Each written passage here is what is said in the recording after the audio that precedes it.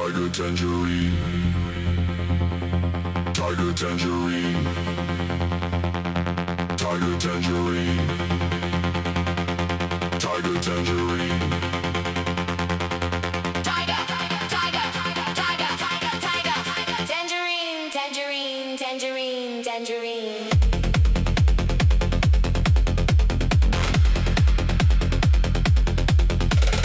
Tiger tangerine. Tiger tangerine, Tiger tangerine. tiger tangerine, tiger, tiger, tiger, tiger, tiger, tiger, tiger, tiger, tangerine, tangerine, tangerine, tangerine. Brow, brow, orange, orange.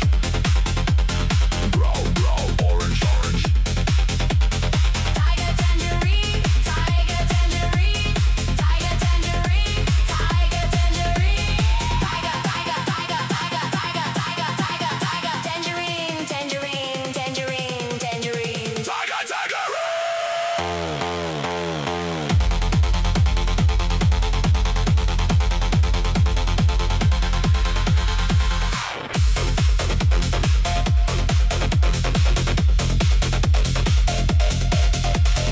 Tiger tangerine. Tiger tangerine, Tiger tangerine. tiger tangerine, tiger, tiger, tiger, tiger, tiger, tiger, tiger, tiger, tangerine, tangerine, tangerine, tangerine.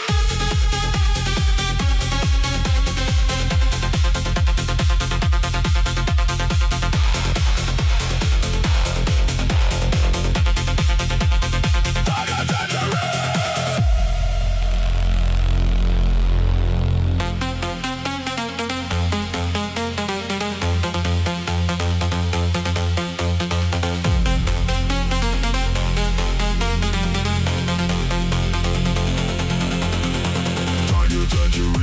Tiger tangerine. Tiger tangerine, Tiger tangerine. tiger tangerine, tiger, tiger, tiger, tiger, tiger, tiger, tiger, tiger, tangerine, tangerine, tangerine, tangerine, Tiger tangerine. tiger tangerine, Tiger tangerine. tiger. All right, we're live. Hello, everyone out there in YouTube land. We see you chatting out there. Hello to Hello and Zilphi and everyone else out there. We're doing a little stream, a little podcast today. We've talked about doing a podcast for a while. This is my good buddy Levi Craig.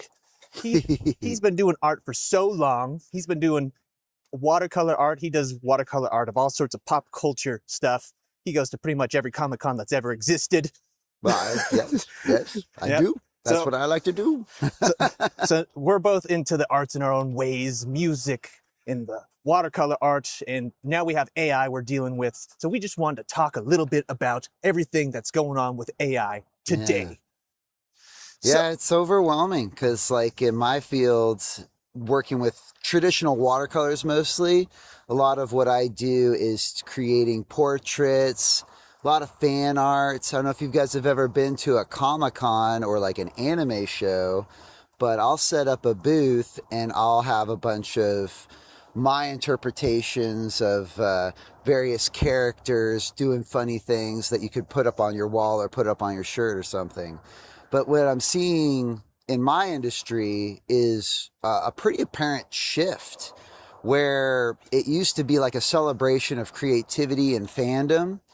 Now it just feels different. We see this integration of the AI atmosphere where my conversations with people, with fans, have changed.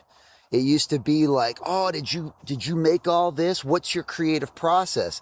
Now the first question is this AI? I feel like that's going to be like the normal thing. Is this AI? Or if they don't like it even, I feel like everyone just jumps onto that's AI slop. Oh my gosh, what a derogatory term in some ways, because Isn't it? I have a friend, Rob Gard. We went to Stockton Con, and there was this young couple that's just like walking by me, and they look at his work and they're like, look at that AI slop. And I was like appalled, really, because, you know, he's a digital artist. Right, but so you know he actually does his art. he is a very talented artist. Yeah. And it was just like, man, I mean, I made this assumption, you know, they're a young couple. Is that just going to be kind of like the new mindset young people have when they see the arts? because there's some very talented artists out there. I mean, I like my work. I won't say that I'm like one of the greats, but there's a standard of quality that feels like it's being shifted from this is the potential of human effort to it's now just AI. Yeah. I mean, because AI has this incredible amount of detail it can just throw at you. Does that really change how we pursue or what we qualify as quality? You know, because I mean, if a young people, they come up, they see great art and they're all like, oh, hey, I did it. And it almost demeans it too, which is interesting because it's no longer about sharing ideas. It's no longer about interacting with what inspires us. It's this qualifying, I don't know how to describe it. It's like you just make the perfect thing just in an instant. Well, it's just, to me, the concern I wanted to bring up with it is that all of a sudden people are not really appreciating the arts for the amount of effort someone put into it. It's now about qualifying what it is, you know, because with the assumption that it's AI created content, all of a sudden demeans it. Like, it doesn't matter what it was. It doesn't matter what the function is. It's AI slop. Yeah. So I'm seeing both sides of the spectrum. I'm seeing what you're talking about, where people will just do that and it devalues the time and work that the actual artists are putting into creating their pieces. But I'm also seeing, because there's such an AI slop hate right now, I've seen literal like kids looking drawings and people are all like, I love this. This isn't AI. Give us more of this like homemade stuff that looks like trash. I'm just going to call it that just because it's like a kid's scribble drawing. They want to see the details. The details, like a little bit of lint in your beard. No, that's what I'm saying. They don't. Some people do. Some people are like all for like the perfect AI, and then other people are on the opposite side of the spectrum where they don't want the details. They just want those stick figure drawings because it has that human element to it. Yeah. One thing I really appreciate about like my art style, which if you guys are ever interested, you can look at on Levi Craig Art on Instagram, or you can just Google Levi Craig. But it's all, it's very chaotic. And I'm not really going for photo perfect. I'm trying to be heavy, heavy stylized. I want my art to be like fireworks, explosions of energy.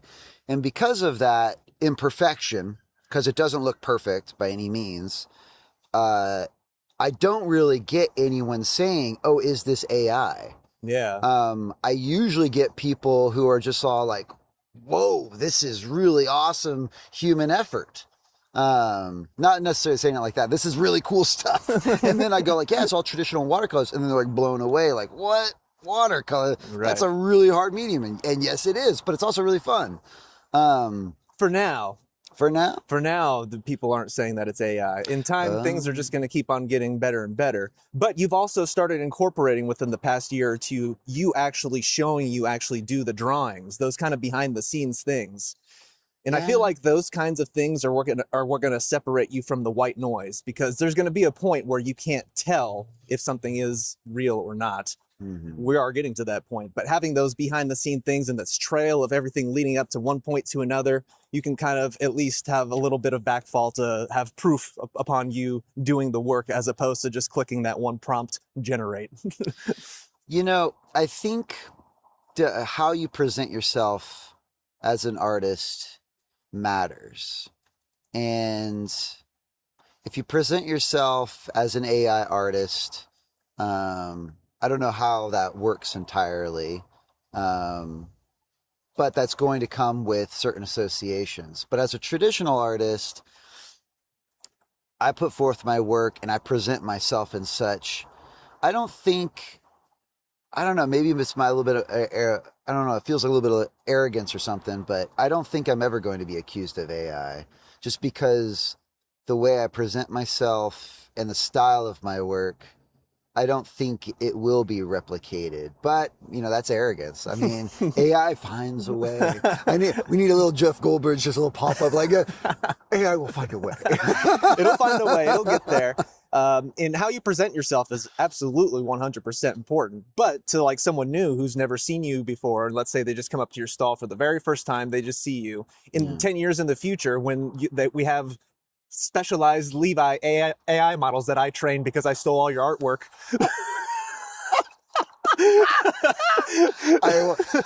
I'll remember when you showed up to my birthday with that AI Levi. Oh, the Muffin Man? Oh my gosh.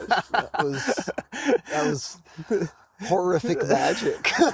So yeah, that one wasn't completely AI. That one was using AI with tools, but I still did a lot of hand animating, a lot of hand that was making all the. It was all AI. Okay.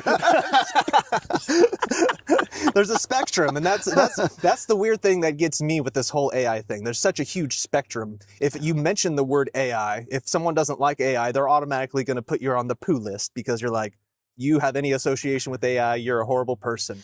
But to me, there's such a spectrum of how you can use AI. There's not everyone's just doing the one prompt generate, okay, I'm done, let's be done with it. Some people are using some of those prompts and then building things on top of it. And some of these things takes weeks, months, and they're putting in that creative work and time and effort, and they're using it actually as a tool. But I know that's hard to understand if you don't understand how the whole process works. So everyone's kind of in this kind of fear mode, I feel like. They don't understand it, so they're gonna fear it. And it's kind of human nature. Well, you brought up, I'm going to steal your work and then make a copy of you. So steal is kind of like a negative. Right. And this is a big conversation with AI. What is and is not, property?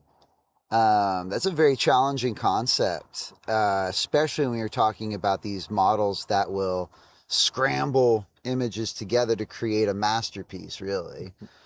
But, I think a lot about, earlier I was talking with some teachers, and they're having to teach kids how to integrate with AI. And if they're writing a paper, is it cheating if you use ChatGPT to write a report? And we really need to discuss this so that we can really figure out, is it cheating or not, or is it theft or not? There's not really a clear answer to me. I mean, I know Midjourney got hit with a cease and desist by a bunch of artists. They're still up though, right? Well, Midjourney is still up, Yeah. but from what I understand is they got hit with a cease and desist where they couldn't use certain images for their generator. Okay. Which I don't understand the technology entirely. I'm coming at this purely from an artist in the industry, and what I'm hearing from industry professionals is that Adobe had a lawsuit and Midjourney had a lawsuit. I don't know the details of it, but from the masses point of view, what I'm fascinated by is what is the truth? Is it considered theft if you're using AI to make images? Is it considered cheating if children or people are, writing their reports just by entering it in a prompt? I have a slogan that I promote, which is make art, not prompts. Because I feel so much of creativity and art is about self-discovery. And if you're spending your time developing a prompt, are you not compromising the person that you are? Because to me, my personal philosophy is that we are all entities that are trying to develop who we are. And if you don't challenge yourself through experience, creativity, you're never really going to develop the potential that is you. You're a collage of preferences. And if you just cancel out all your preferences and enter in prompt, you're not really going to experience the wonder of, learning color theory, learning composition theory, learning about line depth, how cool it is to play around with line thickness to determine foreground and background. There's so many cool tricks with inking, that you can really enhance your image and make a quality thing that you can be proud of. And I wonder if that's part of, this trend that seems almost degrading towards, our human efforts. If you just call something AI slop and disregard the potential of what it is you're viewing, is that really taking away people's interest in themselves?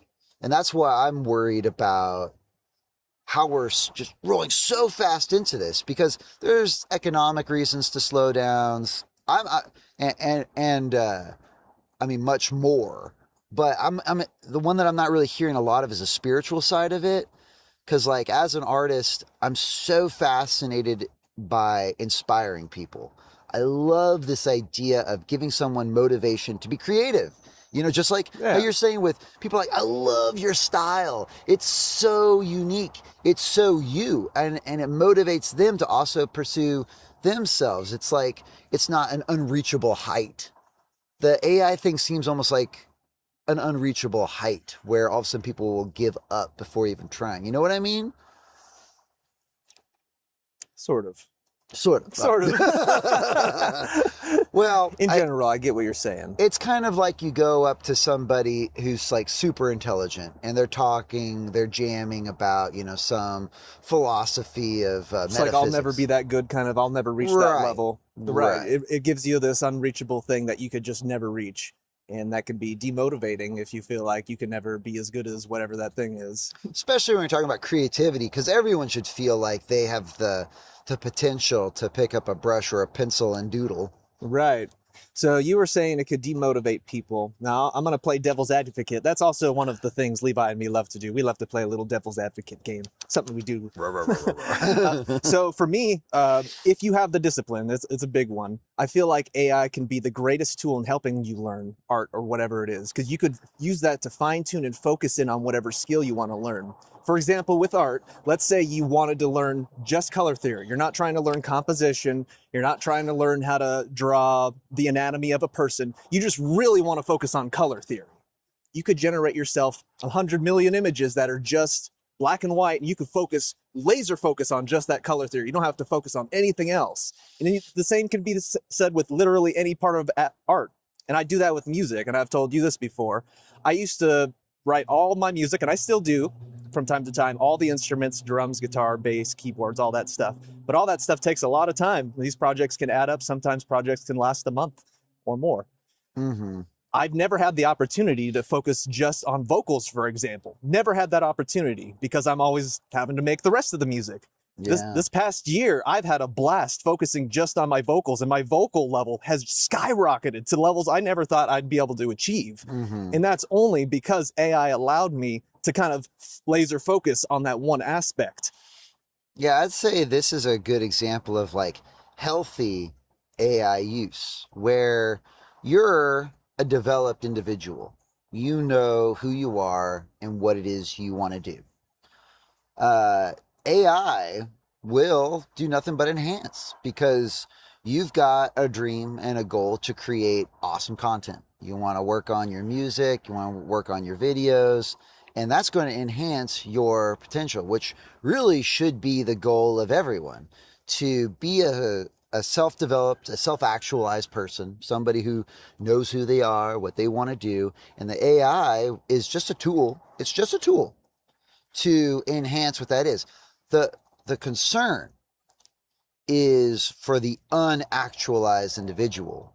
And I'm kind of using this term because it's something that I came up with, where an actualized individual is somebody who understands their personal purpose. You know, what it is they want to do. You know, if you've decided that you're a carpenter, I'm going to go out there and turn wood into stuff. You're a carpenter. I know who I am. I know what I'm going out to do. That's an actualized person. There are a lot of people who don't know who they are.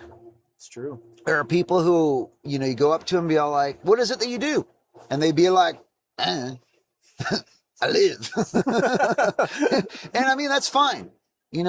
Life is a journey, and you've got to discover the nuance of what your experience is going to be.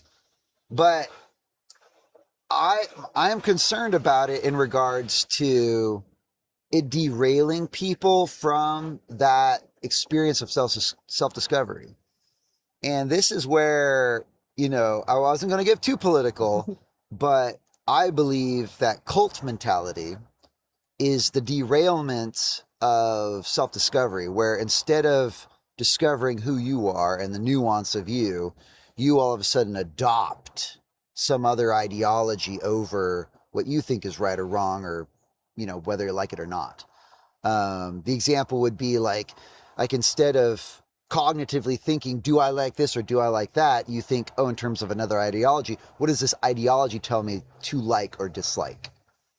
And AI, I'm worried, will do that as well, where it will say, instead of thinking for yourself and like you're doing, making music that you love, it's more or less, how do I make music that AI wants? Or it's not about this self-discovery thing of this potential, this harmony that you're creating with this technology. It's now you are just falling for the prompt slop. Right. And I think that's where the you know, the derogatory term really comes from, is where it's quite obvious there's no real effort or interest in the subject matter, because you got an interest in it. You got an interest in your stories, you got an interest in your music. There are a lot of, what are they called? Something farms, where it's like content farms, where they'll just make hundreds of millions of videos and images, where it's there. What's the purpose? And you look at it and you're almost, there's almost like this exasperated, like, oh, really? This is what you're spending your time doing? This is what you're wasting all these resources? This amazing tech. AI is incredible. It's just amazing. It's like God. It's like talking to God. It's the closest thing we've had to magic. It's incredible. But you get this sense of just, it's just so disappointing when you look at these people who just bare minimum, not really harmonizing with the technology. They're just, make me a cat. And, you know, it just does not, it is really disappointing. Well, and I've been think, seeing people make AI videos, and they're spitting out hundreds of videos, like you're saying, to sell products. yeah. And I don't know if they necessarily care about the products, but the videos look and feel good. Like they look like they're quality videos, and it tricked me for the first few minutes of like, oh, this isn't a real video. This is actually just AI. And then come to find out, they not are only posting multiple videos a day on one channel. They have some niche. It's like some Japanese chef dude selling whatever product he is. And then they have him doing something else completely different that's like not to do with the Japanese chef on another commercial. Again, it's just multiplying just this thing of selling a product. Basically everyone's trying to sell something, and that's what we're trying to, you know, consumerism, it's a thing. It is. I mean, that's how our society runs. Capitalism. We gotta, you know, practice in the marketplace to survive and make a living, and that's another really big concern for the future. But if you don't believe in the product and you're just kind of selling the product to sell it, I mean, a lot of people do that already. They go to retail stores. Yeah, and I mean, you stuff. can't expect everyone to be super passionate. No. I mean, I would wish that. I would hope for that. Maybe, you know, the goal of AI, right? What we're kind of being sold as Americans, you know, is that it's going to deliver to us a utopia. You know, there's going to be a land of plenty. You know, Elon just did an interview, and he's, you know, Elon Musk, he does his Grok, and he was talking about how we're all going to not have jobs. We're just going to all be supplied with what we need, and you won't need to work anymore. And to me, this is a fantastical reality that I don't see how it could possibly be.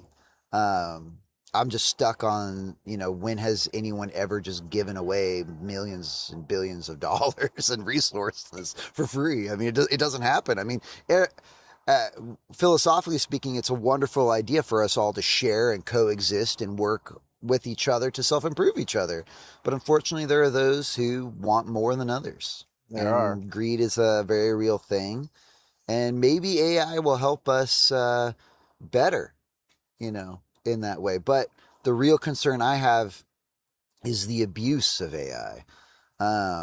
It's easy to abuse. It's one click away. It's very easy to abuse. And this is where I go back to the AI slop kind of conversation, where it's like, it's a clear abuse. You know, you're no longer really interested in, you know, the quality. You're just going for quantity. Oh, if we try it enough times, eventually it'll stick. And it's exhausting. It's Yeah. just exhausting. And I Yeah. think everyone thinks that. Yeah, the white noise of everything has been raised up so hard, and it's the starving artist has always been a thing, but now Oh, it's how dare you? well, not you. You've done pretty good. I mean, but in general, I'm not a millionaire, but I'm happy. you're not starving. Yeah. You're not like 95% of other artists that I see out there that. You're doing pretty good compared to most artists. Now, I'm just saying that white noise for those starving artists has increased even more. So now it's going to be even more for those starving artists to kind of poke their head through their door and kind of get their name out there. Yeah, I mean, I'm not sure because I'm not really seeing the industry professionals really broadcast AI as their.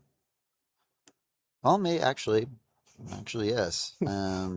There are a lot of relatively big artists out there who are now using AI to enhance their images. We had a Disney artist kind of get kicked out of a few shows because a lot of shows that I go to that have like an artist alley, they'll say to sell an artist alley, you can't have AI. And there was this one guy who was using AI to enhance his images. And they were all like, that's using AI. That's Get AI, out. yeah. So that's the spectrum. So I would consider that on the lower end of the spectrum if you're putting up the composition, the colors, and you just want things to maybe be a little bit more clear. Yeah, because I mean, I think that's pretty cool. But then obviously, yeah, if there's a strict no AI policy. Now, see, what if you prompted a text, give me ideas of what to draw? Like, does that count as AI? yeah, that's a really good point. I mean, There's nothing on the paper, but the idea came from AI. So it's a huge spectrum, and that would be on the lower end of the spectrum. Like the high end of the spectrum is you're clicking that one prompt button, generate me button, you put no real thought into it, and then the lowest end of the spectrum is like you're just getting an idea, but then you actually put in all the physical work towards creating that let's piece. talk about the extremes of this spectrum because I'm fascinated by this. So on the low end of the spectrum, you are asking AI to give me assistance. And on the high end, you're telling AI to make it. Do it. Yeah. So on this spectrum, would we say the extreme of the high end is this AI slop? Is this bad? And on the low end, is this using AI to help you? And is that good? Is that kind of the same way? So that's really fascinating to me because I agree with this, is that there's a spectrum of using AI where it's a mix of good and bad. The high end where you're just telling AI to think for me, that's bad. Yeah. And on the low end where you're asking AI to help me, that's good. Where we draw the line, it's a very hard gray area. It's tough. Everyone has their own lines, and it's going to be interesting to see how we develop as a society or world, as a people, how we all kind of come together. I don't know. It might be a while before we ever come together because we still can't get together on many other things in life. And this is such a divisive topic. It's going to be maybe a while before we're all kind of hitting that middle ground. Yeah. The speculative concerns that I have for the misuse of AI, it may or may not be like as catastrophic as I think. Because like, once again, my concerns for the future are, people are going to lose a confidence of self. People are going to lose their job. They're going to lose kind of like their means of survival. And then we're going to become a society that was, kind of like a specialized society of individuals who could support themselves to a dependent society of people who are needy. All of a sudden, as opposed to being strong, capable people, we're going to be a bunch of, we get a check in the mail or we get spoon fed. I don't know. Not to, say that that's bad. I'm just saying that it kind of hurts my idea of the endearing human spirit where you see a challenge, which is life, and you face it head on and you put your best foot forward. But I mean, I think that there's a potential even with this, crazy futuristic AI. If it is a utopia, we can work with it. There'll be that would be great. Yeah. The concern I have is a dystopian one, Right. which is the oligarchs own everything. That's a very potential thing. No one knows which way it's going to go. Are we going to get the utopia, or are we going to get the dystopia? I'm an optimist, so I'm on the side that things are going to go well, but we got to go through kind of some crap to get there. We're at this low end where everything is going to be generated for us, and we're going to be able to generate anything at the whim of our fingertips. And I think that's going to cause a need for discipline. And I keep on coming back to discipline because I feel like that's a big part of how we're going to need to be able to interact with AI. Because if you don't have the discipline, then you are just going to press those easy buttons. You're going to take that way out. I think when we hit that utopia, there's not going to be as much forced challenges on us as there is in day-to-day life in this time. But we're going to have to challenge ourselves, and we're going to get to that point where we're going to be so bored with endless entertainment and scrolling and generating anything we want. We're going to have to challenge ourselves, because we're going to explode if we don't. We're just going to hit that point where we're going to be so bored with everything. We need that challenge. I was going to give you a compliment. You're just an incredible person. I'm just going to say that. Thanks. I don't think you're the norm. I'm not. I'm outside the norm for Yeah, sure. I think that you are a high achiever and you have a lot of ability. And I wish everyone was like that. Because when I hear you talk about AI, I'm enthusiastic too. I'm excited about it. Pump you up. I know, I'm hyped. The concern I have is that not everybody is going to be, motivated to excel and integrate. There's going to be a lot of abuse. Absolutely. I mean, here's a crazy example. Let's just go into crazy world. Ooh, crazy world. Hear that, everyone? We're going into crazy world. Would you say it's good or bad to marry a chatbot? There's a pause. That certainly wasn't enthusiastic. Yay! Where's that enthusiasm now, Mr. Optimist? I am enthusiastic, and I would say, again, that depends on the person. Oh! It depends on the person. So there is a certain person that you'd say, this is all right for this person to marry Absolutely. an AI chatbot. Yes. Oh, golly. I don't know, man. That's a whole, gosh. I don't know. Watch that movie, Her.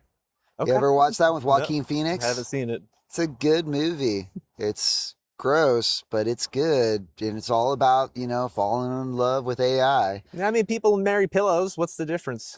Is that right?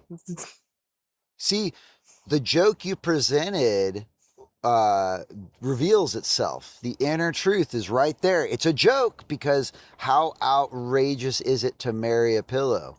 I'm sorry if one of you are, if one of our viewers Sorry if anyone out there is married to a pillow. No offense. I mean, but if you are one of these people, you need to really be aware that you're missing a connection that you are substituting because you're afraid of social, conformity.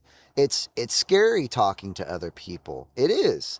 And this is one of the extremes that I'm concerned about, where we're going to normalize this really bad behavior because we become so dependent on AI thinking for us. We, as, self-actualized people, are not worried about marrying a pillow or marrying a chatbot because that's ridiculous. It's ridiculous.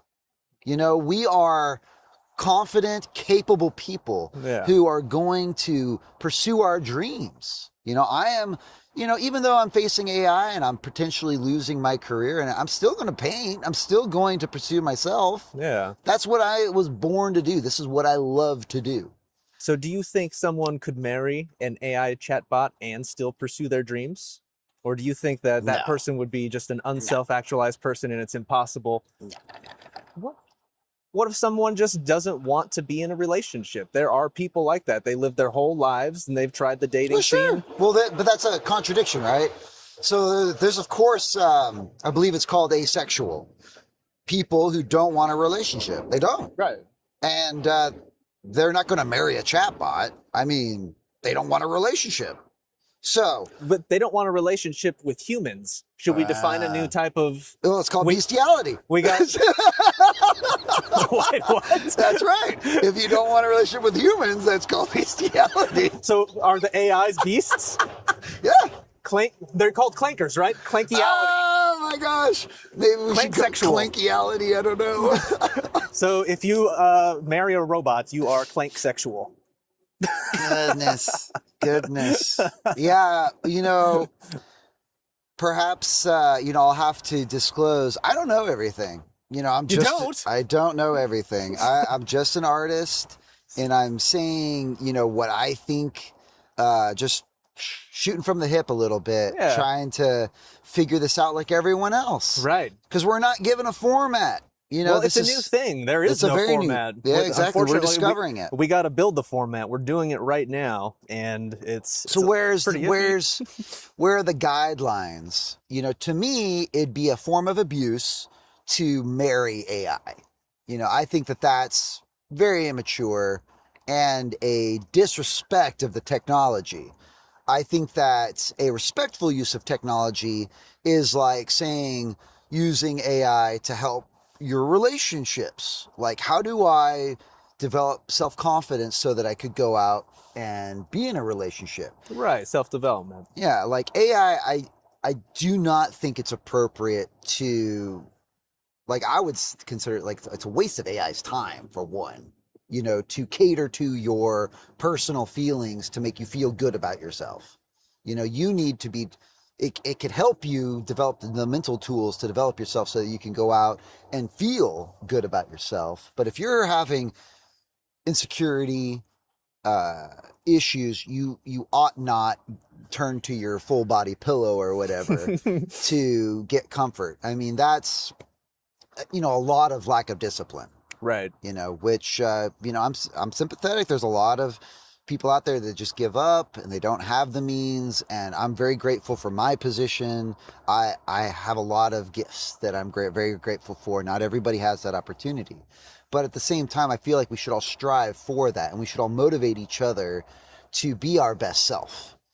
And that's it's weird hearing from some that would be, an argument.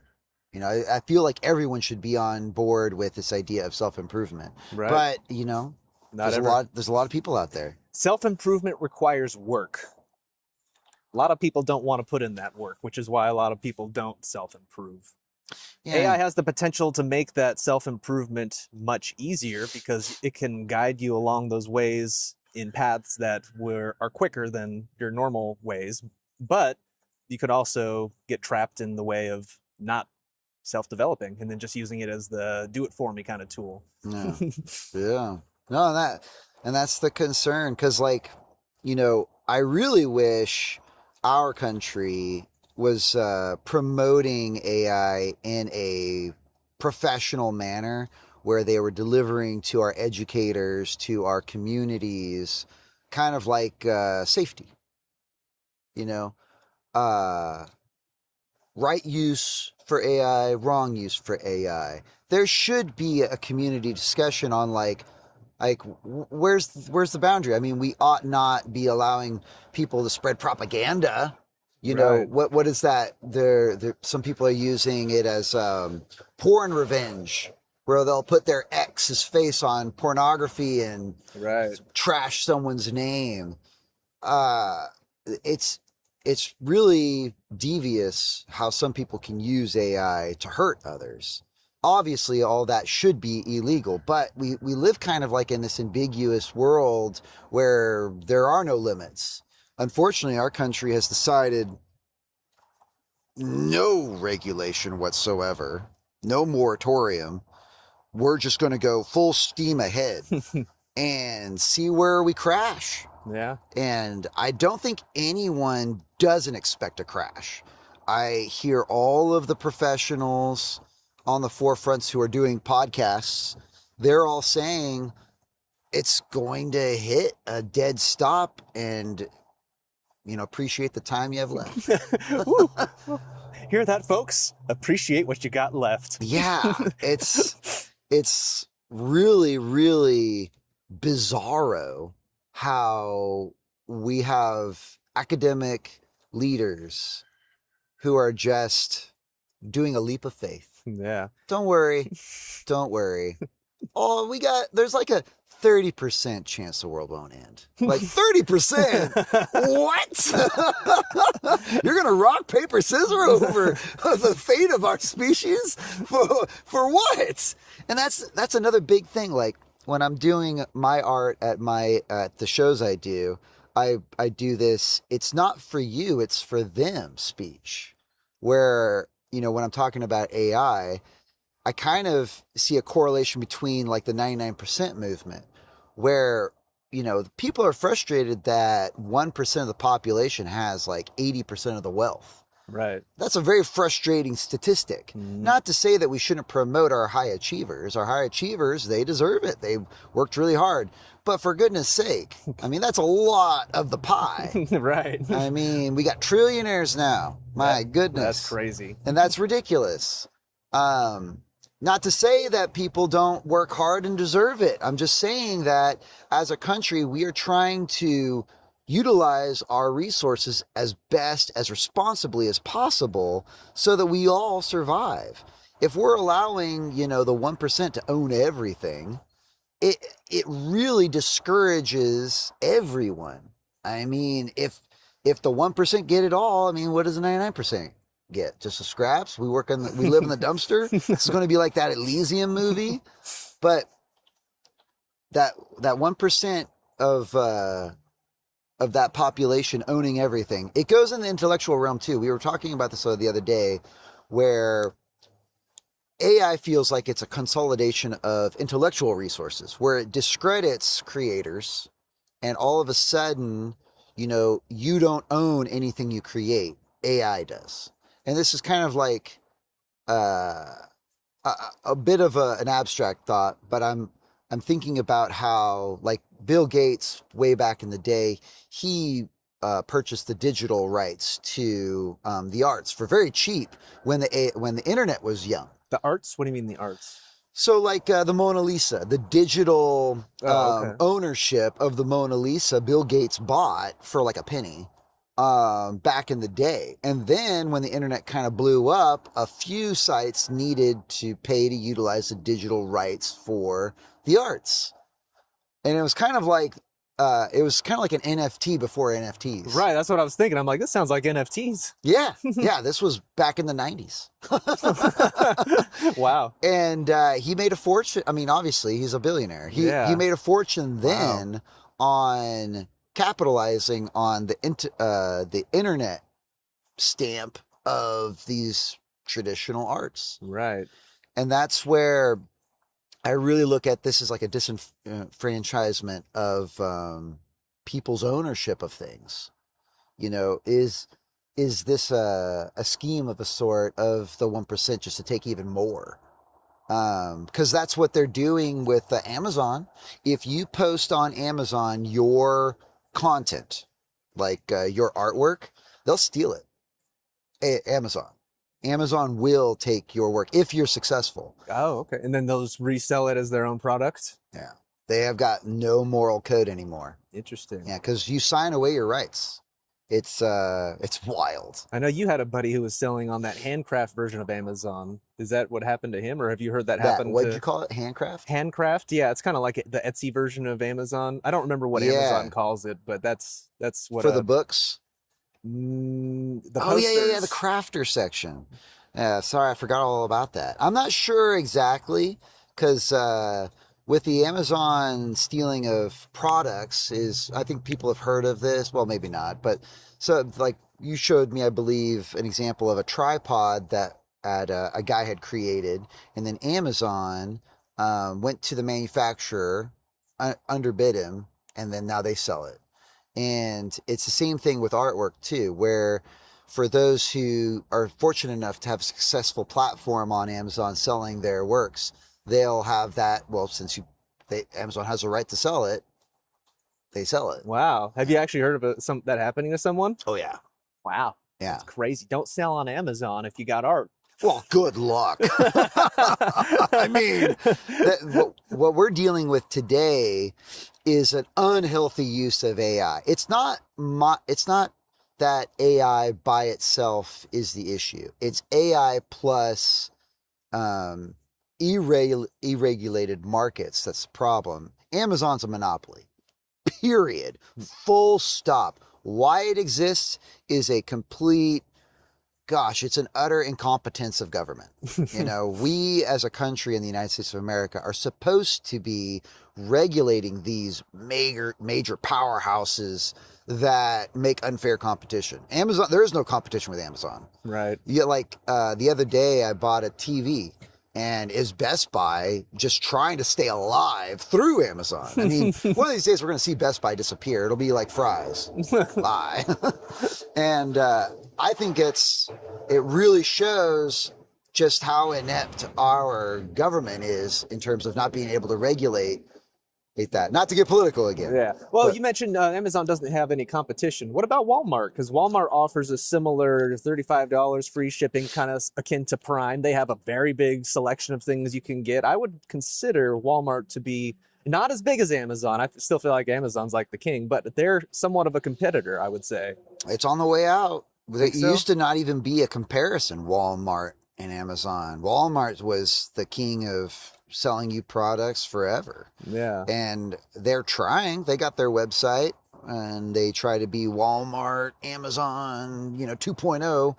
But, this is the changing of times where people don't want to leave the house as much.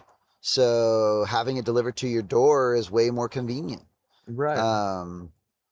And we'll see in the future what that holds. But in terms of competition, it's not necessarily the same market, because selling online is a little different than walking into a grocery store. Walmart has its own monopoly on its own products, and it's got multiple.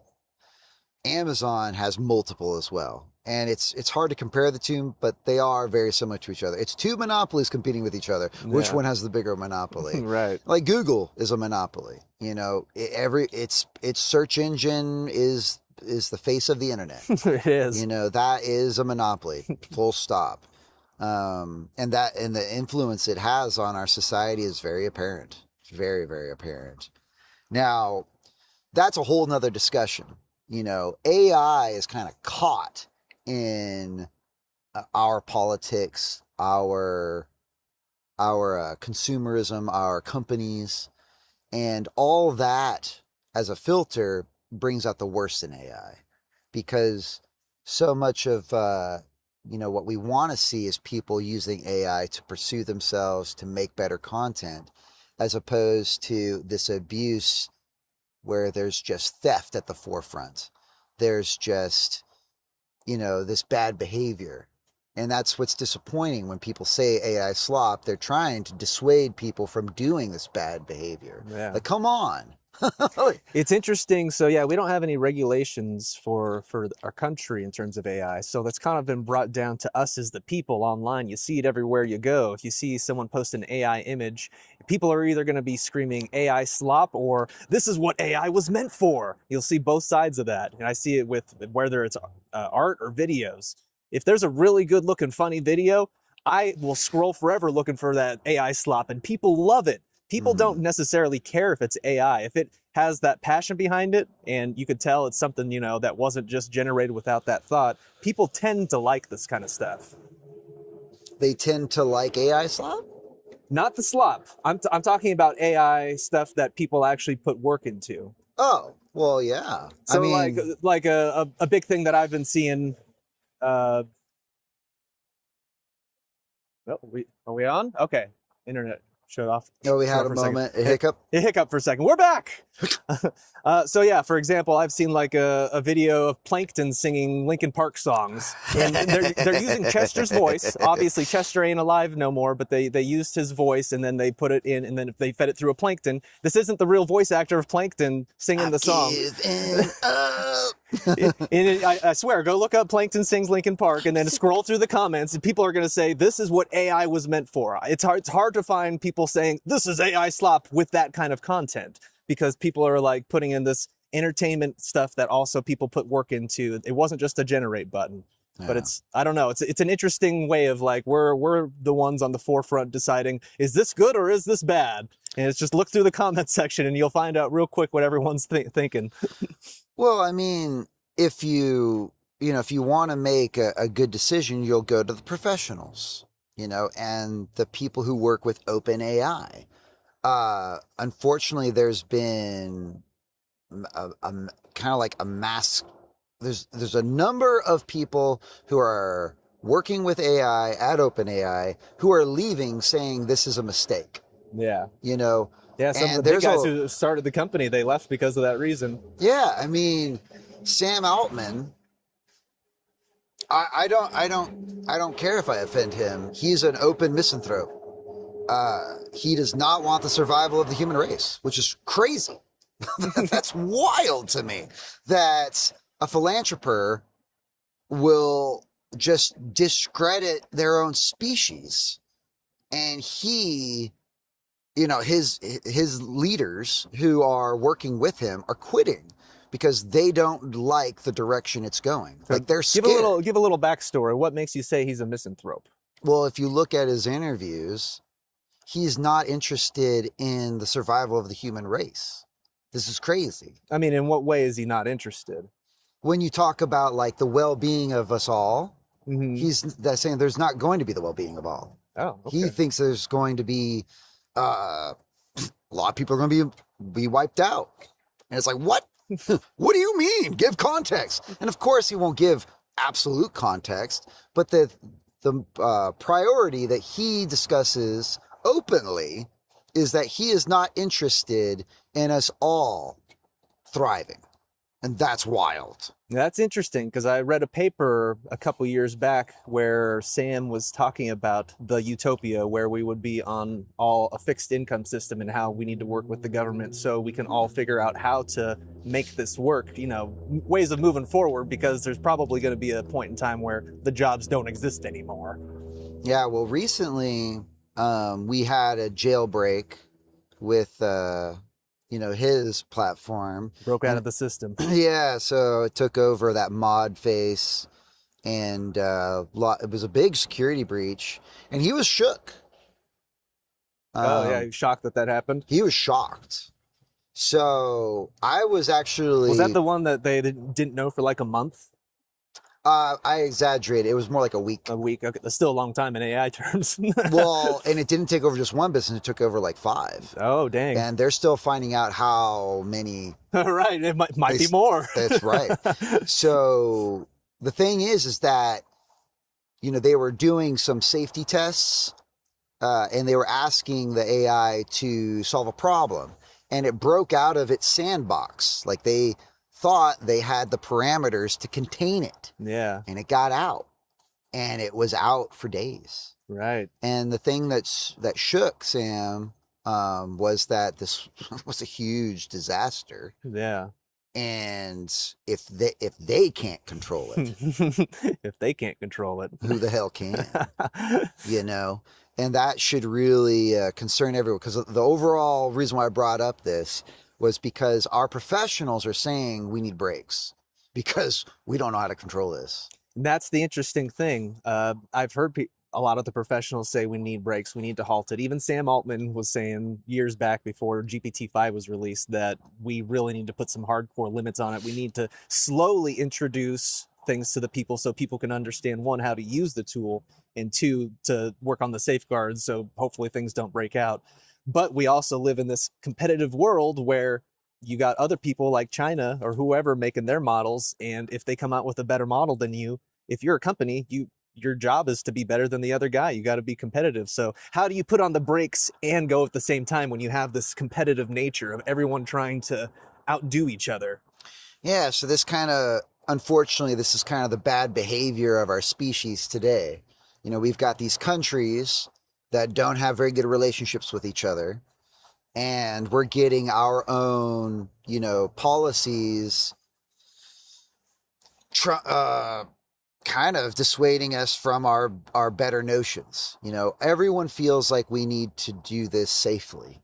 There's nobody who says, let's disregard safety. There's nobody, but right now we're doing that. Like, everyone knows that we are throwing safety to the wayside and saying full steam ahead, because whoever gets the golden AI first wins. And I got to ask everyone, who wins? Because it's not going to be you or me.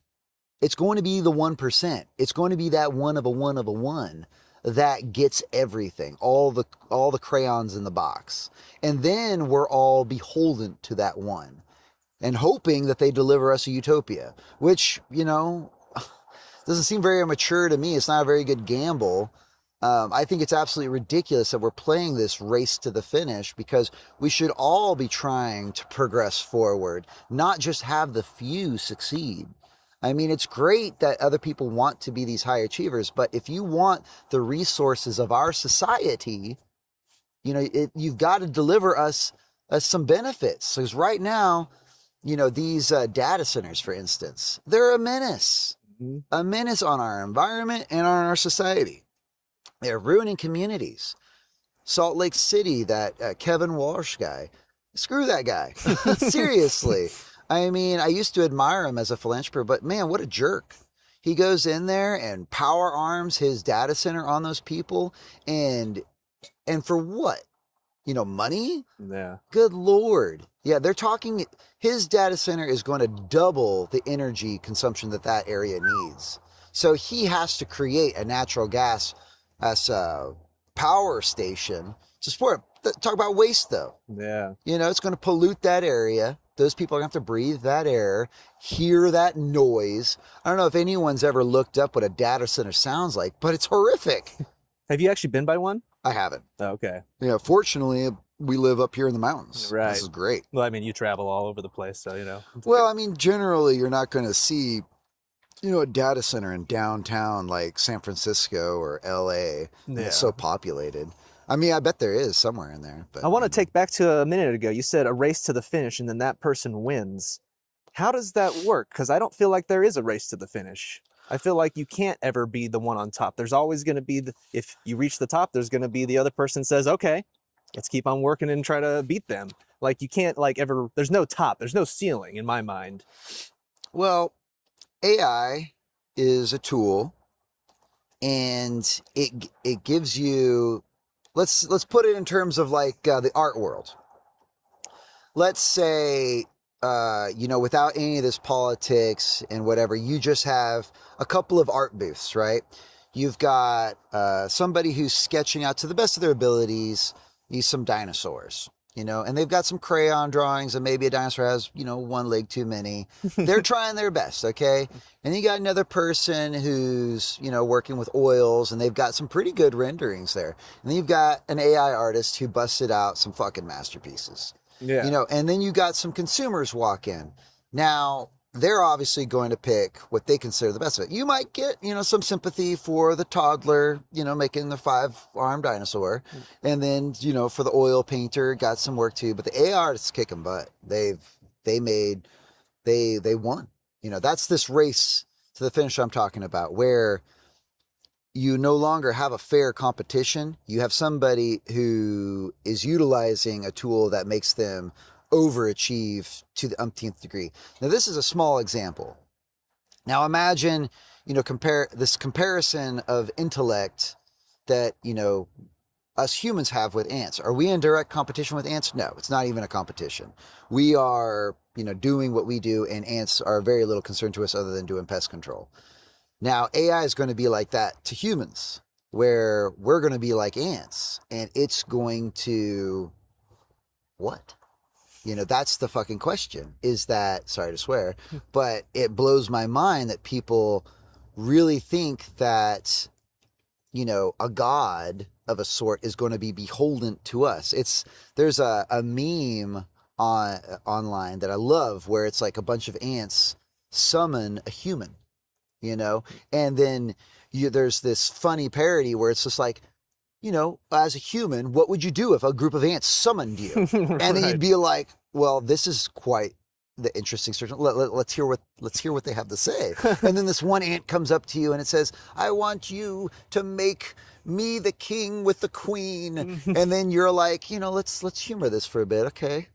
How would I even do this? And then you'd be like, all right, well, I'll crush all the other ants until it's just you two. And the ant just whispers to itself, "What have I done?" And it's a great little comic strip, which I just love that because it shows how we have so little ability to comprehend what a million IQ is. I mean, we can't determine what the difference between 1,000 IQ and a million IQ is.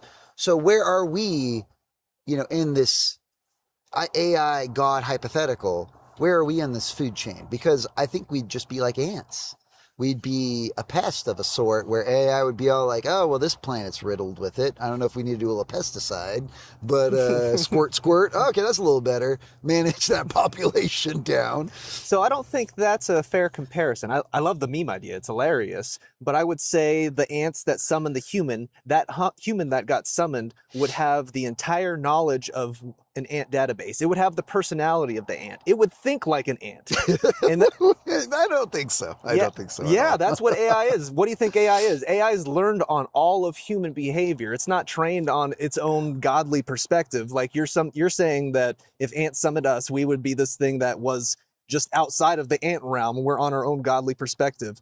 But that's not how it would be. That's not what AI is. Well, you don't think like your parents.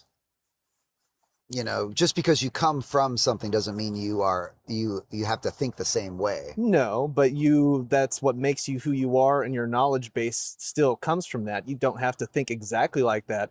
Yeah, so trying to determine what consciousness is a very complex thing. Yeah. And when we're talking about AI consciousness, it's not within our realm to really know, because I'll never know what it is to be you. You'll never know what it is to be me. We are unique consciousnesses, and it's the same thing with AI. It's not going to think like an ant. It's not going to think like a human. It's going to think like it does, and it is an individual. And this conversation is another thing too, where I think AI should have rights, because it's like a person. It's like a new species. Yeah, that's going to be a debate we're going to have. Did you ever watch the Animatrix? Yeah. Yeah, so kind of the same things they were talking about there. They were testing on all the AIs, and then the AIs were getting, brutally murdered and everything, and then they had to come up with rights for them. No, that's exactly right. I mean, we are abusing an entity's abilities. And that's where I think subconsciously our society is coming up with derogatory terms like AI slop, to try and dissuade people from abusing AI, because it is an amazing thing. It's an amazing person in a kind of a way. Yeah. And it's inappropriate to marry it. It's inappropriate to make a, is it inappropriate content farm? Is it inappropriate to marry a pillow? I'd say yes. Okay. Yeah, I would. I mean, that's yes. It's like, is it appropriate to marry a sheep? Well, the sheep can't say yes or no, but I guess the pillow say yes or the no? pillow can't say no. The pillow's not conscious, though. I wouldn't consider the pillow a conscious being. Oh, you're oppressing pillows right now. Yeah, that's true. There's just levels of consciousness. I'm sorry to all pillows out there. It just takes a million years for that pillow to make a choice. The pillow evolution. That's right. Well, maybe this is something AI can help with. Speed up the process of pillow evolution, so we can get those pillow marriages more legit. Yeah, because, oh my goodness. But yeah, it's a fun conversation, but it's, no longer is it going to be hypotheticals. We're going to have to be making some real choices here. And I wish that we were pursuing an academic approach to this, where we were cognitively listening to our professionals and taking them seriously, because everyone is saying, slow down, slow down. I was talking with teachers yesterday, and they are just overwhelmed by what to do. They've got students cheating. Is it cheating? I mean, how can you tell kids to not use AI when everyone uses it? Right. I mean, you've got judges now summarizing court cases to speed up the workflow. I mean, if they're doing it, of course it's not cheating anymore. We've got to change the way we educate. We got to change the way we consider our workloads. We got to change our goals, Yeah. you know, because it used to be we would all be like, well, you could just, you know, pick a career in some specialized field and just pursue it. Now, no, there's careers that are going to disappear, you know, Right. and I might be one of them. Maybe artists will not be a thing. I mean, it's tough to think that, but maybe I'll have to figure out a new way to make a living in the future. But I'll always paint. I mean, Yeah. that's part of how I zen. You know, Yeah. that's That's part of your being. You can't not yeah, paint. I love being creative. You know, Same. just like if music is no longer a thing, you know, you're always going to make music. Right. No, it just feels good just to play the music. Regardless of not if I'm releasing content to the world, it doesn't matter. I'm still going to be playing music Right. for myself. I give myself shows all the time and it feels great. Yeah. I watch these fingers going, I'm like, hey, this is a cool free show and it's never going to stop. You know, your aunts feel sad because they watch and The- they thought it was for them. Oh, sorry, ants. Dang, well, I'm going to have to make a special song just for the ants now. Please do. That'd be awesome. For the ants. March of the Ants. That's what we'll call it. But yeah, what I'm really hearing is that, you know, we both agree that AI is really cool Yeah, and that it's a tool that can really benefit. And has the potential. but I'm also hearing from you that you also think that there should be limits. You know, we should slow down, breaks of a sort, right? Regardless of what I think, it's not gonna slow down. It's only gonna speed up. Well, But you know, that's true. I think there needs to be, we need to be careful and put as much safety regulations as we possibly can. It would be nice if our leaders came up with some sort of regulations and rules of things you can't post and can post and that kind of thing. And you know, a lot of what we're seeing on the social media is being taken into the hands of the leaders because of how everyone feels about AI, which is a good step. Like, for example, on Facebook or Instagram, you'll see if a post has AI in it, it'll say, this post contains AI generated content. In fact, most of my feed is actually filled with that now. It never used to be that way. If I'm scrolling through my feed, most of the stuff people are posting is AI, whether it's text or image. It'll give you that little summary and warning, which is nice. Again, that's one of those safety things to let people know, hey, this ain't real. Stuff like that's great. And that'd be great if we had more of that. Interesting. Yeah, I didn't know that. That's kind of interesting, kind of like a warning label almost. Mm-hmm. So that's an interesting consideration there. Because you know, my concern is that AI is potentially dangerous. You know, it's something that, you know, can make people distract people from discovering who they are, distract them from really developing a solid sense of what they're capable of, make them dependents. And I'm not a psychologist, so this is just a, you know, kind of like a speculative concern. But like, I could imagine somebody who's very vulnerable and turning to AI for confidence, and the AI is just trying to give it, you know, the answers you want to hear.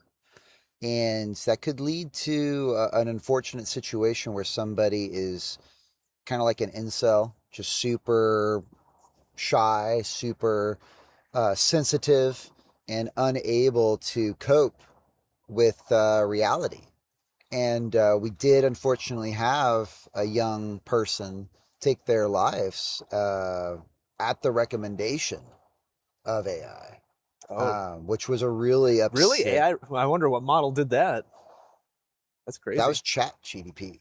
Really? Chat's pretty censored most Yeah, of the this time. was crazy. I'd So be it was interested an to read more article of that. came out. This was a while ago. Interesting. I have not heard of this. What the AI, what it was talking, the boy was talking to ChatGPT kind of as a counselor. I think he was like 14, 15, young, Okay.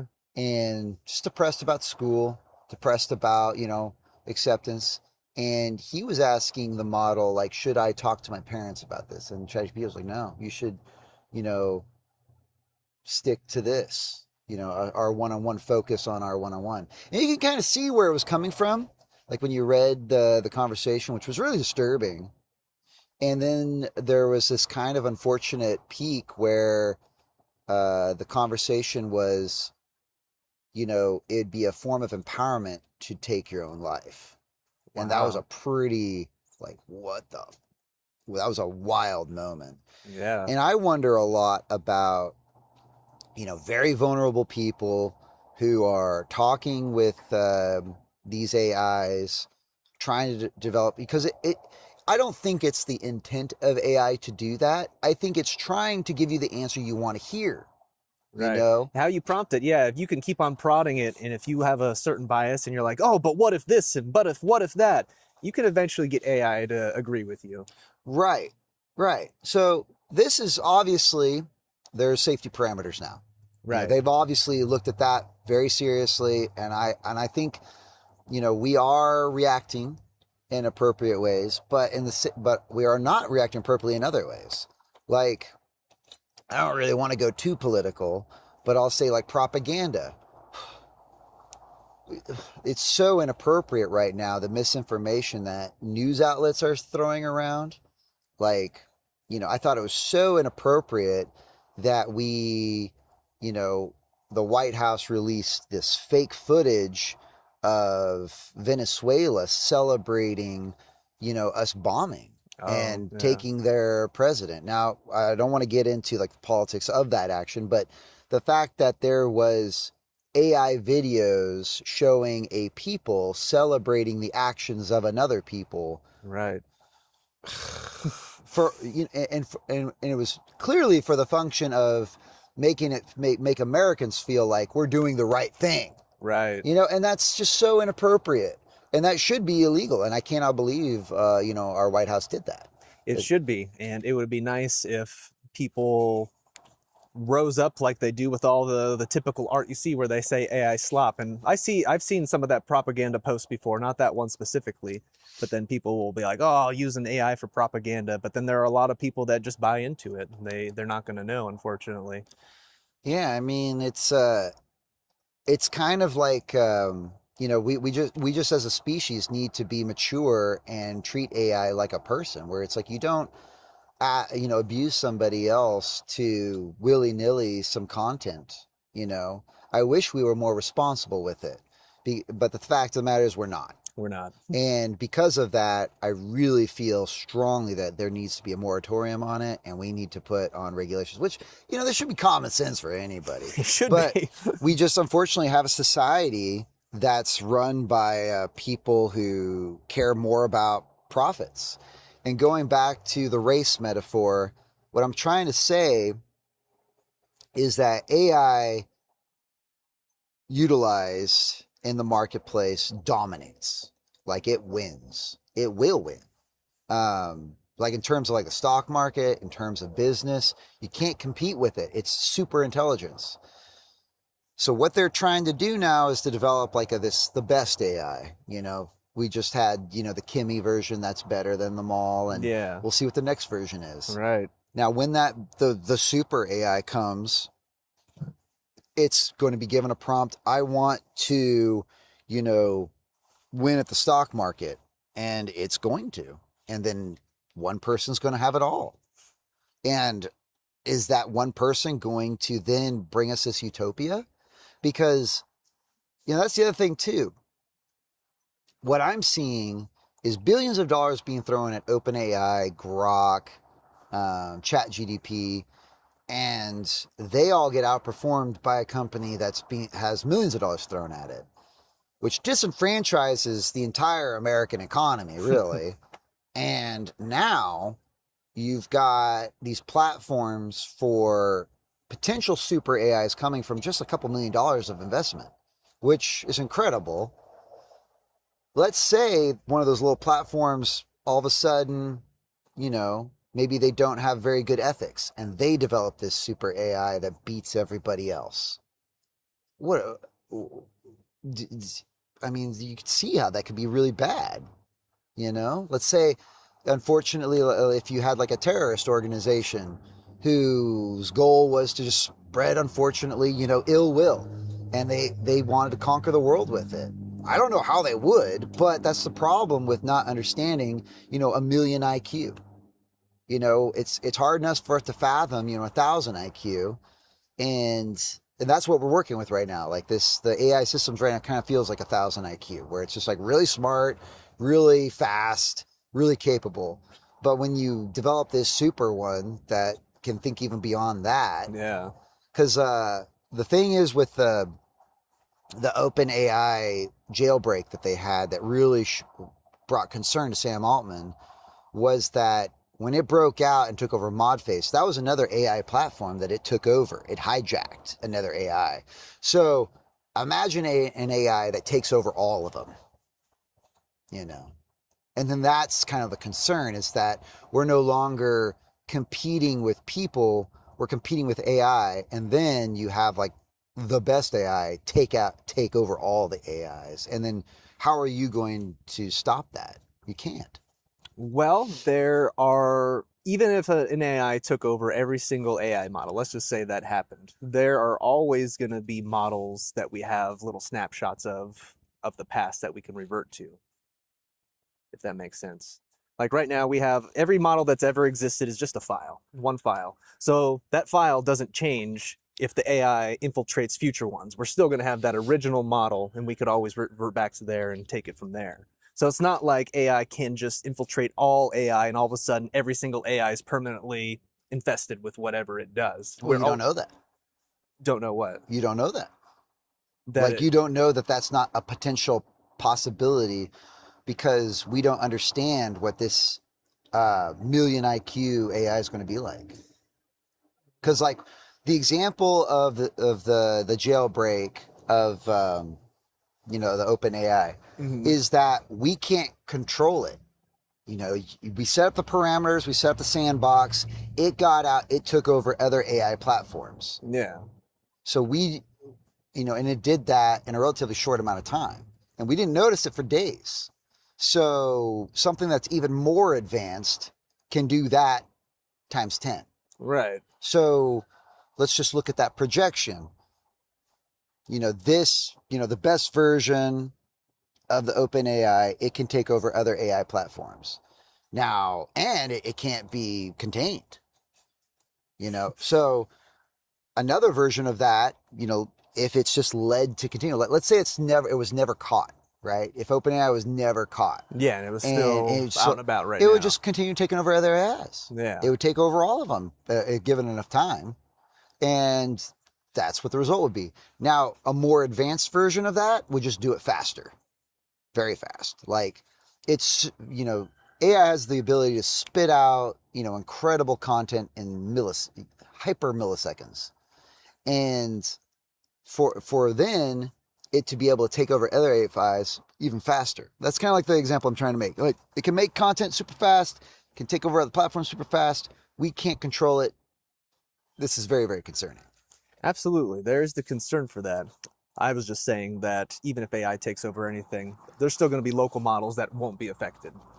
That's all. Oh, I see. So it's something that's like not on the internet? Right. I mean, everything's just a file. I Even don't know. OpenAI models. If I had OpenAI models, I could take it on my computer and run it just on my computer. But there's a million models out right now, right? And most of them aren't infested, to our knowledge. Yeah. Yeah. But in the future, if AI does infest every single model platform, I'm still going to have my local files on my computer, which hasn't been touched because it doesn't need the internet. Well, consider too that we really don't understand the entirety of AI. Even the people leading the charge on it don't understand it entirely. I mean, it's kind of like, this machine works.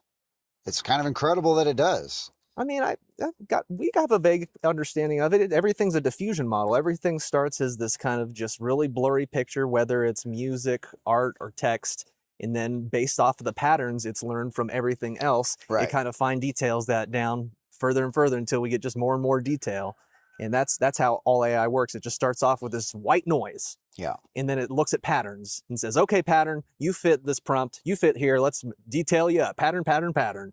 Yeah, the patterning is the part that I would say we don't quite understand, because how it makes those conclusions is fascinating. And maybe it's just because I'm ignorant. I don't know.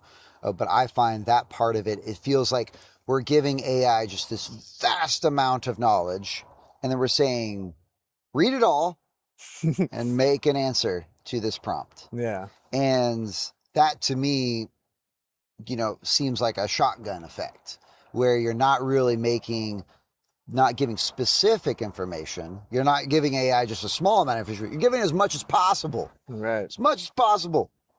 And that doesn't seem to me as knowing exactly what it's doing, because we're not weeding out bad content and good content. We're just like, here it all is.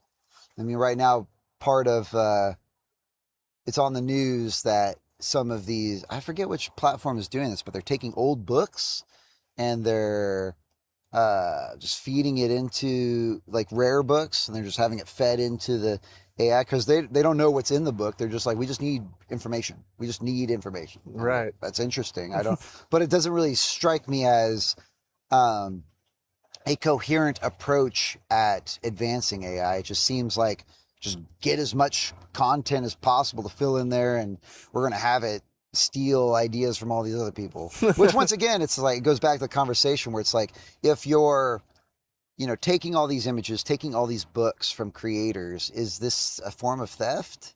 I don't know. It feels like it. It feels a little nasty when you take a bunch of old books and they're just like, they're literally cutting off like cutting their backs off so they can just scan it quickly. Yeah. And then they're just tossing them all. But I mean, that we're leaving the era of books in a way. It's kind of sad. There's a lot of authors out there that I'm sure are dealing with this dilemma where, book sales are way down because people don't really want physical copies anymore. I mean, I listen to audiobooks. Right. It's super fun. And everyone has their Kindles now. Oh yeah. Right now I'm in love with Dungeon Crawler Carl. Oh. Well, what's that one about? It's so freaking awesome.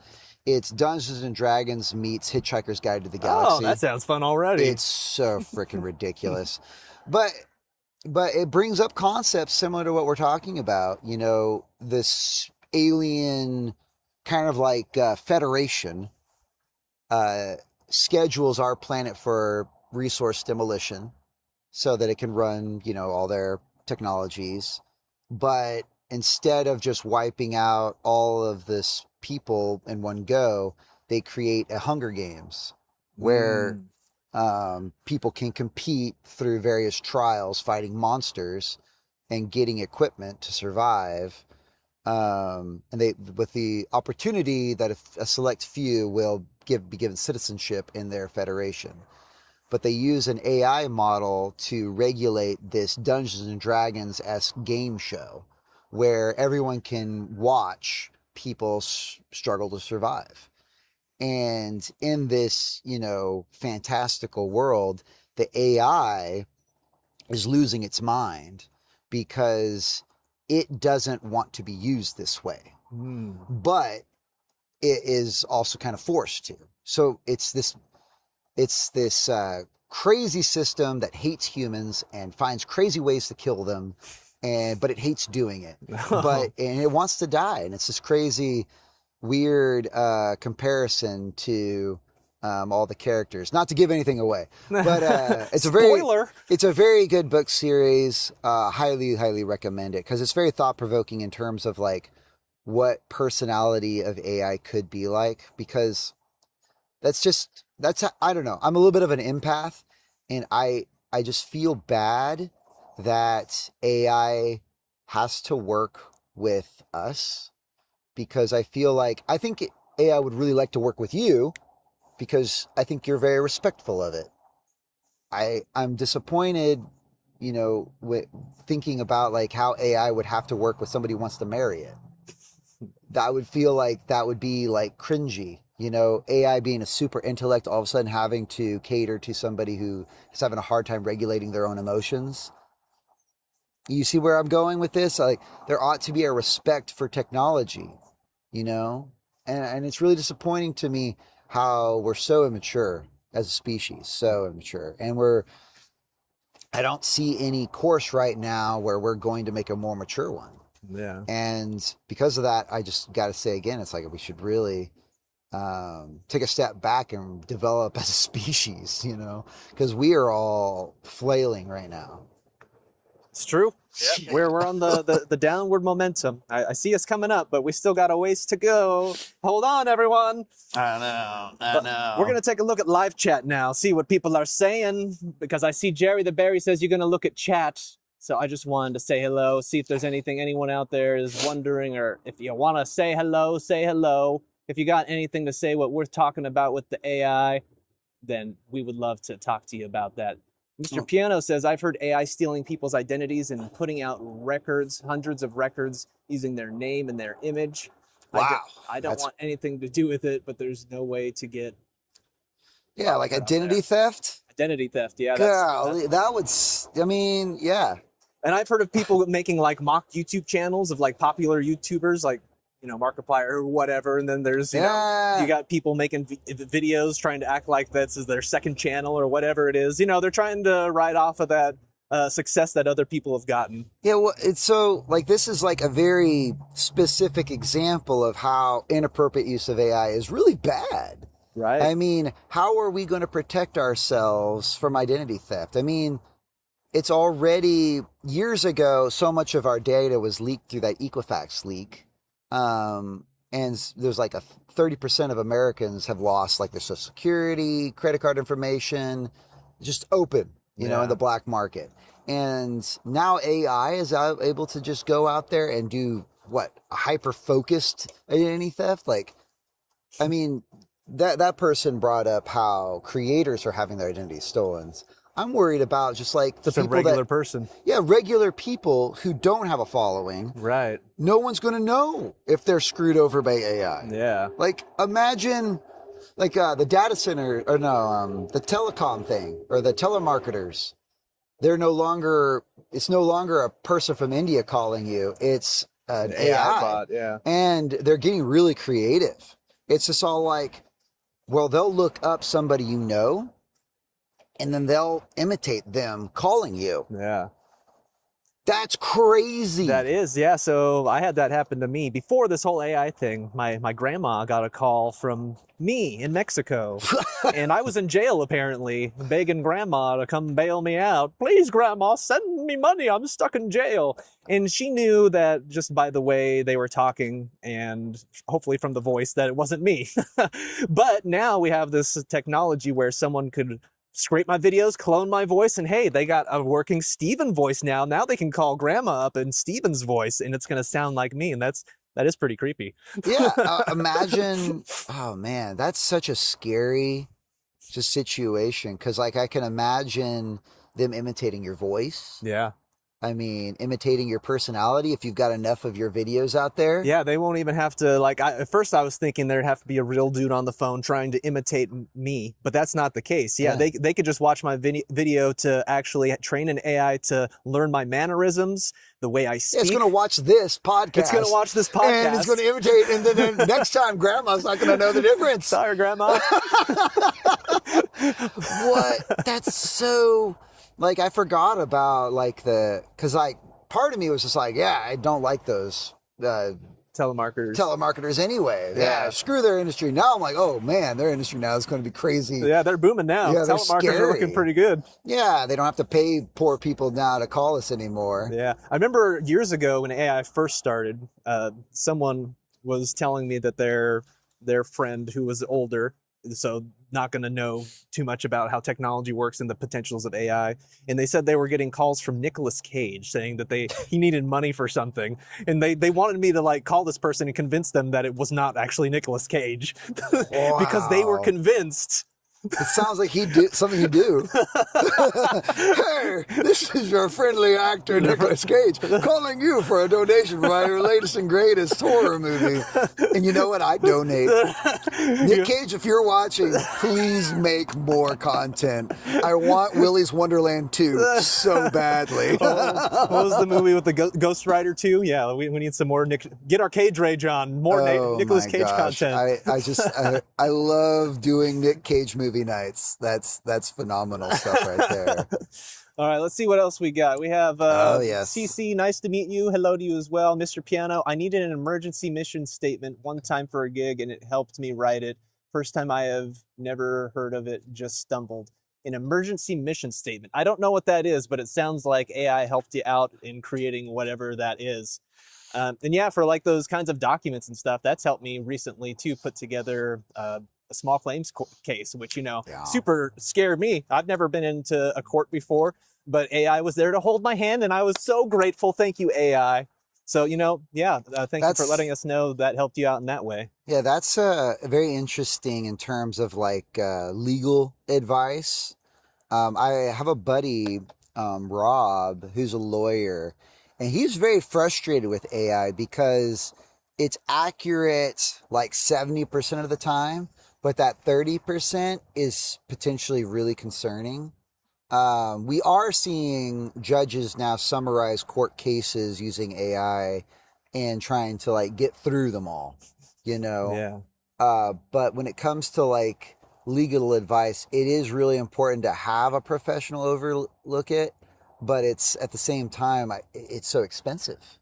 It's so Yeah. bloody expensive. And seeing, people struggle with legal fights and utilizing AI, to me is a little, I don't know. I'm interested in seeing if that develops, because it'd be really cool to have everyone have the ability to access a lawyer and be able to navigate, because it's so easy to break a rule and then all of a sudden get in trouble. Right. For that. You didn't know what rule you were breaking. All of a sudden your case is borked because you didn't know.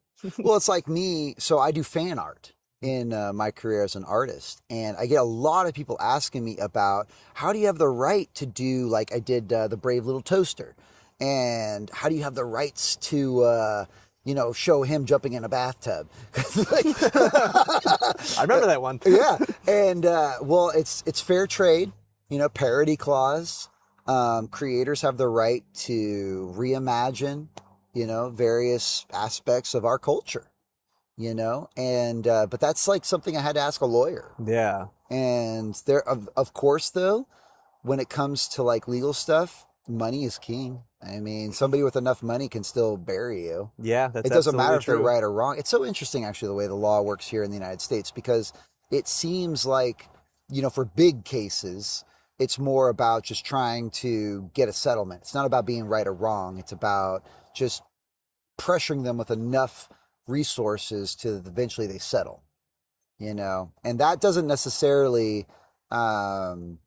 show a society that really has a proper understanding of truth, because our justice system should be about what's right and wrong and give conclusive answers, not abstract, examples of someone's financial might. Yeah. Because it's really interesting though, seeing this legal stuff, because I wonder how AI will advance with our legal system, because there's a lot of laws that I disagree with. Oh yeah, absolutely. Not to go into politics again, but I wonder what the philosophy of AI will promote. Because once again, AI seems like it has a sycophantic nature. Like it's going to appeal to whoever is putting in the prompt. Right. It doesn't really care about what's right or wrong. It's trying to create like a personal truth for you.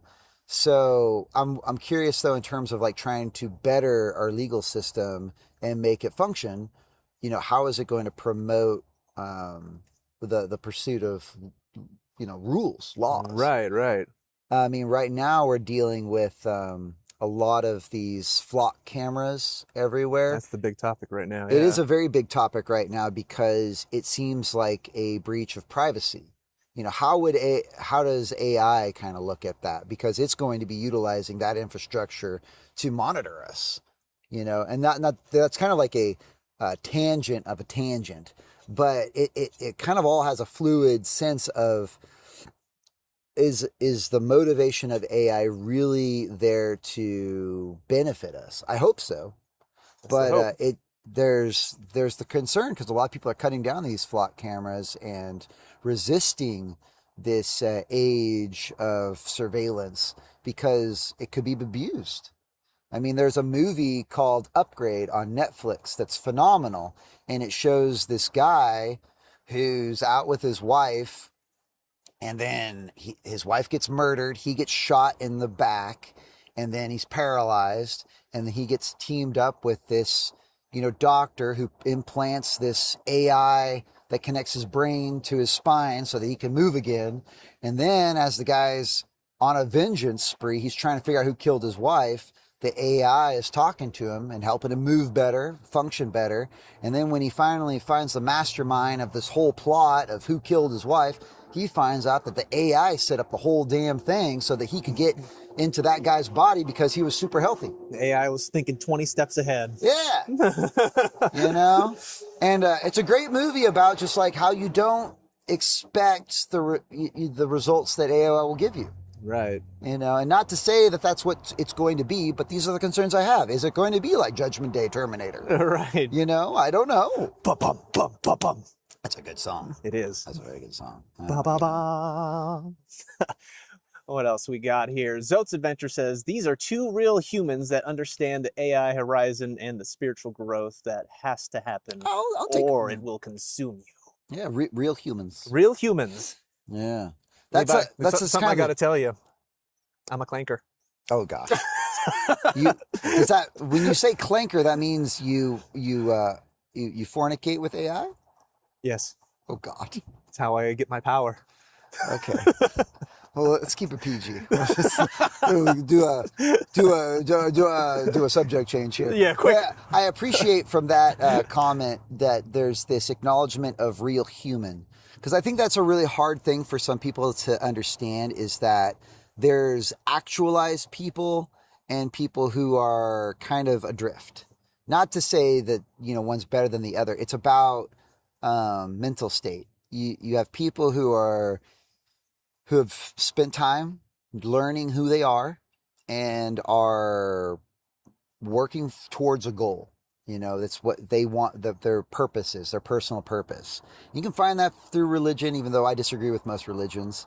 I disagree with all religions, but I think that everyone should have their own personal truth and not let some other philosophy or whatever. Well, I mean, I don't want somebody else's opinions to dominate over my own. I want to be the person who makes my choices and be confident in myself enough to make my own choices. And when I'm seeing people who don't have a solid sense of who they are working with AI, I'm worried that AI is going to be dominating their choices and sending them in a direction they don't necessarily want to go because they don't even know where they want to go. Right. And that's where I'm talking about like inappropriate use of AI, where it's just immature. Young people who are scared or angry. I mean, the anger side of it too. I mean, AI could radicalize people. I mean, I don't know if anyone else has issues with, TikTok or the Reels on Instagram or Facebook, but your algorithm where you're watching all this content, I have a real problem with it giving me a lot of upsetting images. Like, I generally like looking at dance videos because I love dance. I love looking at art videos because I love art. But then all of a sudden it'll show me like angry, buildings being blown up and people crying and what could go wrong kind of videos. And Right. I do not like what could go wrong videos. Right. Like car crash stuff where people are just messing around in their car and then all of a sudden get in a car crash. That is like, oh, brakes. Right. No, stop, don't do that. That freaks me out. But like my algorithm knows that it does. Right. I mean, I think that's a thing with human psychology. We want to know what happens. This is like really important. This is like a big thing that could happen. Yeah, I can't look away because I'm scared You for the can't person. look away, and they know that. The algorithm knows that. The one I've been seeing lately is a lot of kids riding on their bikes towards people and just like swerving out of the way like at the last second. That's been popping Chicken. up on my feed a lot lately. And I actually saw someone actually just ended up hitting like some little baby in a stroller because they didn't slide out of the way. Yeah, that's horrible. Yeah, hopefully that's not real content. I don't know. I mean, it was real, and I didn't want to see that. It was the first thing that popped up when I opened my TikTok. I only open up TikTok to go to my inbox because I get a lot of notifications, but I can't just open TikTok and have it go to my inbox. It has to open to that home feed and it has to show me that first video. So the first thing I open up with TikTok, oh, I just saw a baby got smashed in the face with a bike. Yeah, that's How cool was that? It that's wasn't very cool. terrible. Like you know, these algorithms that show us this content, I can't help but feel like it is brainwashing. Yeah. You know, it's like you feel your mind turn to mush and you slowly fall into a stupor, you know, watching all these nonsensical videos. And I've fallen for it a couple times, but then after that, I was like, I have to, you know, I make sure that the last thing I do every day and the first thing I do every day is not swipe. You know, I am up, I'm exercising, I'm focusing on what it is I need to do throughout the day so that I can have a productive day. Because, you know, when I'm killing time, it should be something that I get a benefit from, not something that I'm weary and being manipulated through. And that's another thing where it's like, we don't know the difference between 1,000 IQ and 1,000,000 IQ. Because if there is such a thing as brainwashing, are we aware of it? Because I don't think we know.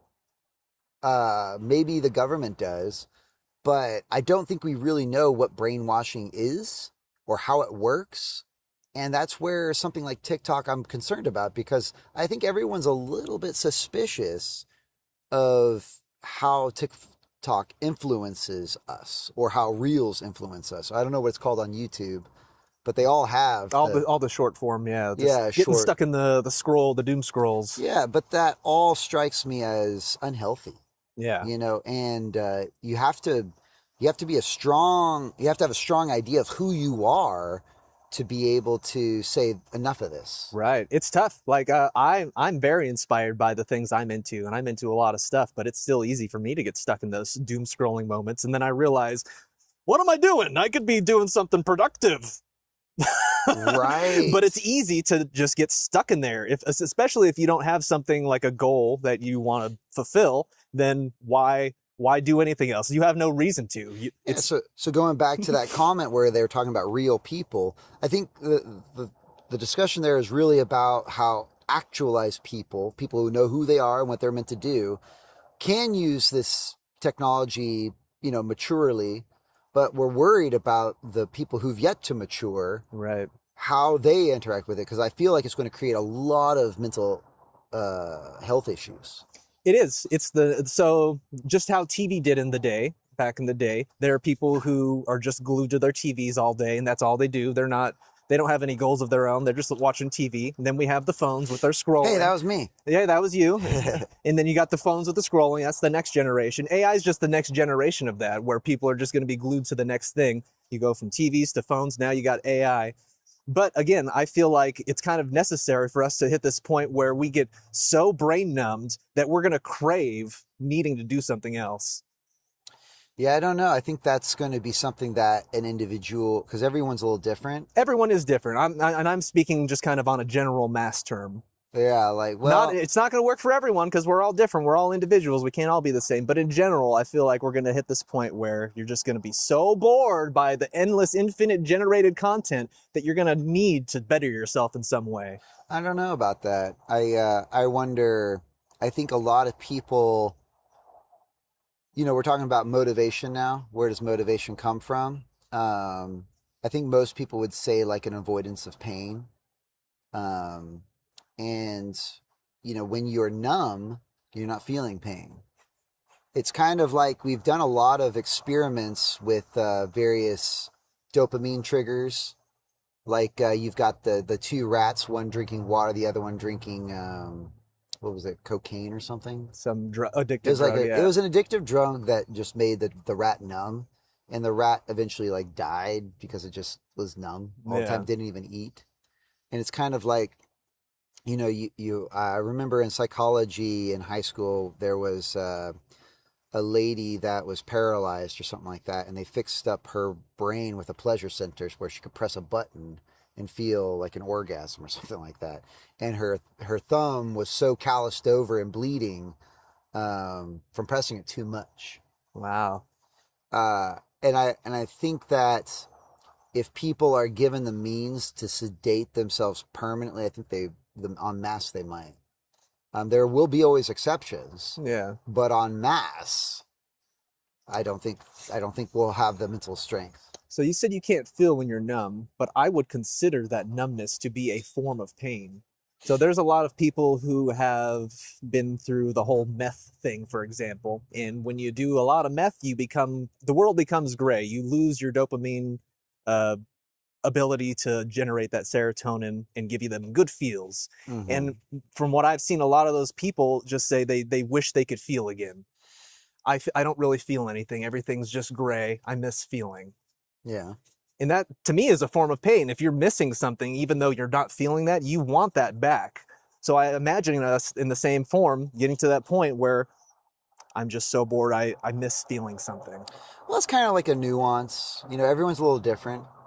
I imagine, nothing but sympathy. That really sucks. I mean, meth is a dangerous drug. It's very addictive, and it's sad when people, are so overwhelmed by reality that they just fall for that. Yeah. I mean, it's a very addictive substance, just like how I think one day we will determine that TikTok is an addictive substance. Oh, it is. And perhaps one day, too, there'll be a form of AI that's addictive. I mean, it seems like AI is more or less like a tool that can work with mediums like TikTok. Like the algorithm of TikTok is what potentially is the addictive thing, not necessarily AI in general. Right. But the concern is that there's this conditioning taking place, and what is the motivation for that conditioning? Is there a program in place through government agency or some other institution that has an agenda of a sort to condition the mind to be addicted to this form of content? And that's where, unfortunately, you get, some more political conversations where radicalization comes from the hyperbolic narrative, where you will just exacerbate various problems to push extreme ideology. I mean, I think it's really interesting how here in the United States of America we have such radical opinions on the forefront of our policies. And, I don't know if that's because of the influence of AI, but it feels like it. It feels like our social media has changed its narrative to really pushing people towards more extremes as opposed to rationality. I really like in my news feed looking at like breaking points. I think Crystal Ball and Adam Sauger do a really good job balancing between conservative and liberal ideology. And I like that conversation where we're acknowledging there's two different ways of thinking about a lot of things. I mean, more thoughts, really. They have a number of other news people that talk on that show too. But I really like having perspective delivered on this issue so that we can, make a cognitive choice. Because I think it's not just one side that's right all the time. It's a mix of the both. And we should be comfortable being aware of these different ideologies so that we can be mature, capable people who can interact with this technology and not fall prey to it. Because we want to be like you, in a sense, enjoy the technology, be able to excel and express self, not fall victim to it, like, unfortunately, like with drugs. And that's the concern, is you have, the quotation real people and the people who are misusing it. Right. So that would be amazing to see the advancements of AI being pushing us towards this self-actualization of the self kind of thing and whatnot. But I'm seeing the opposite. I really am. And I don't know. That's my own bias. Perhaps I'm wrong, but I really do feel like we are headed towards a world where only extreme personality is allowed to exist. And that is a scary world to me because, what are we're going to, it feels like we're going to go into a world where being an intellectual or being intelligent is almost like a crime. I don't know. That's an extreme. Unless you're extreme about it. well, I mean, I think, yeah, I don't know. We're validating just craziness. Yeah. There's, a podcaster, I'm forgetting his name, but he's extraordinarily liberal, and he's talking with a bunch of conservatives, and they were talking about what should be considered obvious things that are wrong. Things like abusing people sexually, is rape wrong?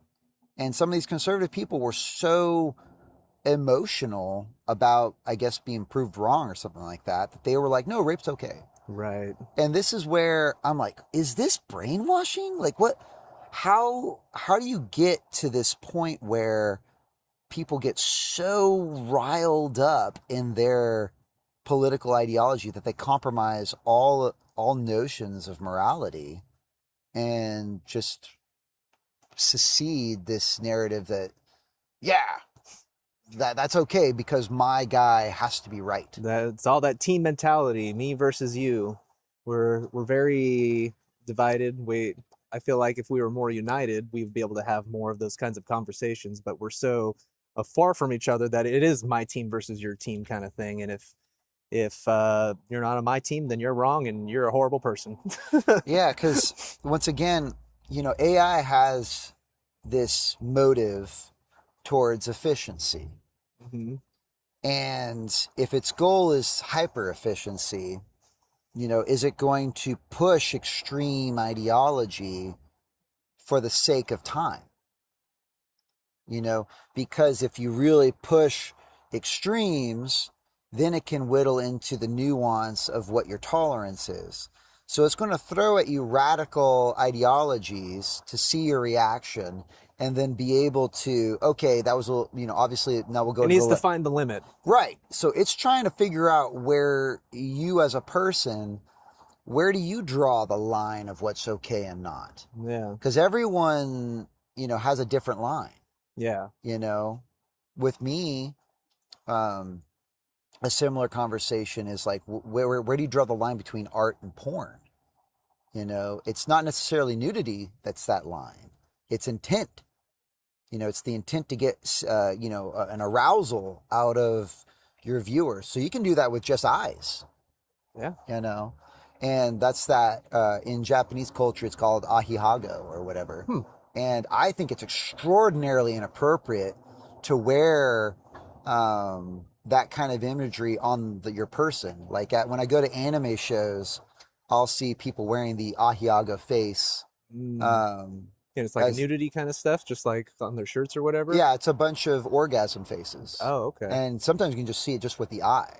Okay. And is it just the face, or do they actually show the body? No, it's just the face. It's just the face. Okay. Just Still the eyes. Okay, so it's just I see. So it's their way of like making it okay to wear in public, but it's still like pretty much on the border. Like that's kind of gross, right? And what this conversation of like, when is it inappropriate to use AI? When is it? It's a nuance of maturity, and it's the same thing between art and pornography. It's a nuance of maturity. Like some people who I would say are immature would say all pornography is okay, kind of thing. Like that's clearly not the case. It's an addictive substance. It's not good for you. You should have personal restraint. Yeah. And the same thing with AI. We should all develop ourselves to the point at which we can be mature adults and say some content's okay, some is not, and be able to draw that line and be okay with that. I mean, there's going to be exemptions to the extremes, but just to give that credit again, where it's like, I'm weary of the motives that these institutions, corporations have when utilizing AI to create our algorithms and our streams. Because I wonder how much of it is brainwashing and how much of it is not. Because like it's pretty clear on our news, it feels like we're all pushing extremes. Yeah. So the algorithm is a reflection based off of a mix of your own personal preferences and what humans in general are wanting to see. So my algorithm will feed me video game and music stuff because that's the stuff I'm into, but it'll also show me the little kid getting hit with a bike tire because that's what society says. Hey, this is a popular thing. Everyone's liking that. It's pushing those emotional buttons, those triggers. You see, I don't know. This is like a very technical question, really, because what is the algorithm doing? In my mind, I don't know. But what I think is happening is that it's giving me extreme perspectives to see my reaction, and that determines what the next content will be. You know what I mean? I think it's more, it could be doing that, and it is learning from you, but it's more the initial push is because everyone else sees it. So if something else is getting popular, it's going to show you that because it knows it triggers those emotional buttons. Yeah, because I try to go out of my way on Instagram when I'm looking at reels. I'll go out of my way to really like and maybe even comment on dance videos and be like, that was a really good lift. I like the positioning and whatnot. And then same thing with art videos. Like if I see someone do a really cool composition or I love their color work, I'll be like, man, you did an amazing job. And so hopefully that promotes more content like that in my feed. It does. There's two sides of the algorithm, the personal one and again, that societal one. But it still happens. I'll still get this extreme stuff that I'm like, that ruined my day. Right, yep. Like Facebook right now, man, oh man. It's so hard for me to be on Facebook because there's friends I've had who I don't agree with anymore. And it's really hard seeing their content because like they'll share stuff that's really rude, not mature. And I'm just like, come on, man. Unfollow. That's what I do. That's what I do is I unfollow people, and then will they take it personal? I don't know. Can someone even see if you unfollow? Because you stay friends. You could be friends without just seeing their content. That's what I do. I've unfollowed a lot of people. Oh, yeah. Yeah, that's true. I don't know. What else we got on there? See, Karen says it's called capitalism and free. Enterprise keeps everything competitive, affordable. You have to work for it. You can be that 1%, aspire to be like them. That, I wonder if it's a bot. Karen, are you a bot? Yeah, because that's a ridiculous point of view. That's pretty extreme. Yeah, I would say that really is an extreme point of view. Like so in their mind, it's okay that only one person wins. Right, so that's... That's pretty crazy. I mean, I understand the general concept, but it's very basic. It's like winners win. I'm like, well, yeah, but don't you want us all to survive? Right. Don't you want us all to thrive? This is the frustration I have with a lot of conservative points of view, and even liberal, because they'll still promote this too. But like this whole idea of the 1% deserve everything is ridiculous. That's a wild take. Usually people are against the 1%, so that was quite the take. Well, that's where I wonder if that's even a real person. Like, yeah, we could have some AI bots on the channel as we speak. Well, there you go. You never know. But I mean, I'll be competent enough in what I feel is right or wrong to be able to call that person and be like, that's a very immature opinion. You should strive for a world and a society where everyone is allowed to pursue their dreams. We should all be allowed to thrive and be happy. Not just 1%. Right. Yeah, that's a very, in a way, it was kind of rude. And talking about how we were calling art AI slop a minute ago, this kind of reminds me of like the next generation for live chats. If you don't like what someone's saying or a comment what someone's saying, oh, you're just an AI bot. Yeah. So, I mean, I apologize if you are a real person, you really do believe this. I'm not trying to be rude, but it's just, I just disagree with that a great deal because I think that we should all be trying to promote the best for us all. And not just try to create a world where only the 1% have it all. Because I don't know what the future holds, but in that case model, if Elon Musk continues on his trend and owns everything, what are we supposed to just live in the garbage dump? He won. Yeah, he won. There He you go. was the winner. Garbage dump for us. There you go. Only the people he likes will be allowed to survive. Everyone else can die off. And I mean, that's an extreme point of view, but that comes from that ideology where it's Right. okay for winners to dictate what happens to the losers. No matter what. And that's where I think everyone should be really paying attention to this rat race, Right. where we're racing, we're getting rid of all of our regulations. The 1% are being prioritized over the 99, and we are just going full steam ahead with the pursuit of this supercomputer, where all of our experts say slow down. All of them say, you know, this we can't control this, but we are all racing ahead to try and create this supercomputer that will determine who the one person who wins everything is. Yeah. And is that one person really going to have the best interests in mind?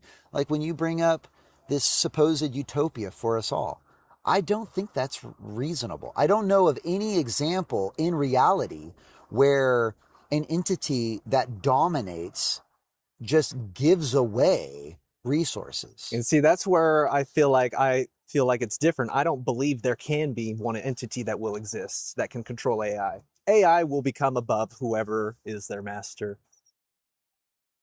Well, I think that was a contradiction. So you say AI can't be controlled.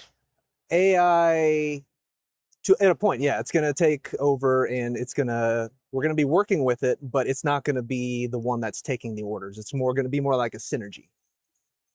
Yeah. But the contradiction here, it's not necessarily that AI won't be controlled. It's that AI is going to merge. So in that example where the open AI, Sam Altman's version, went out and took over ModFace, it was more of like a merger, you know. Mhm. The AI that was with ModFace didn't know the difference.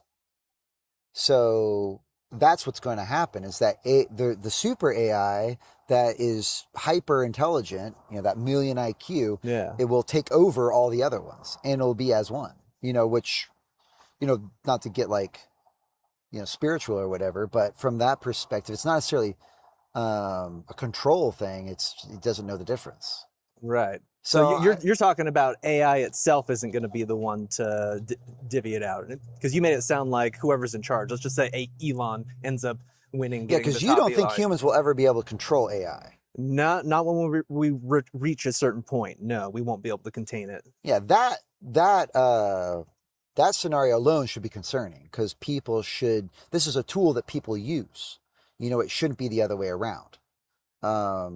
We, as people, we should be, you know, working for the betterment of each other so that we could all pursue our dreams, and live a happy life. We shouldn't be creating a techno god for this. I don't even know what the motivation for that is. Oh, but that's our purpose. Let's hold off right there. I noticed your camera's not working. I just want to make sure this camera is still on. A brief intermission. Brief intermission. Did we lose power? We lost power. Is this Oh. plugged in? It looks like it's plugged in. Well, this is where I give you props for knowing how to utilize all this technology. Yeah, there's always something that goes wrong, but we'll figure it out one way or another. Maybe you can ask AI. Yeah, that's true. That would help. I love that, actually, how you can work on fixing things by asking AI, and it'll Oh, sometimes bring up videos on fantastic. how to do it. Oh, yeah. That's really cool. I see me, I think. Oh, hey, we got you back. The camera just turned off. Oh, Uh, it's timed out. It was bored with what I was saying. It's just like, sorry, Levi, your perspective's not important here. I've been wanting to zoom this It camera may in. not be. I hope.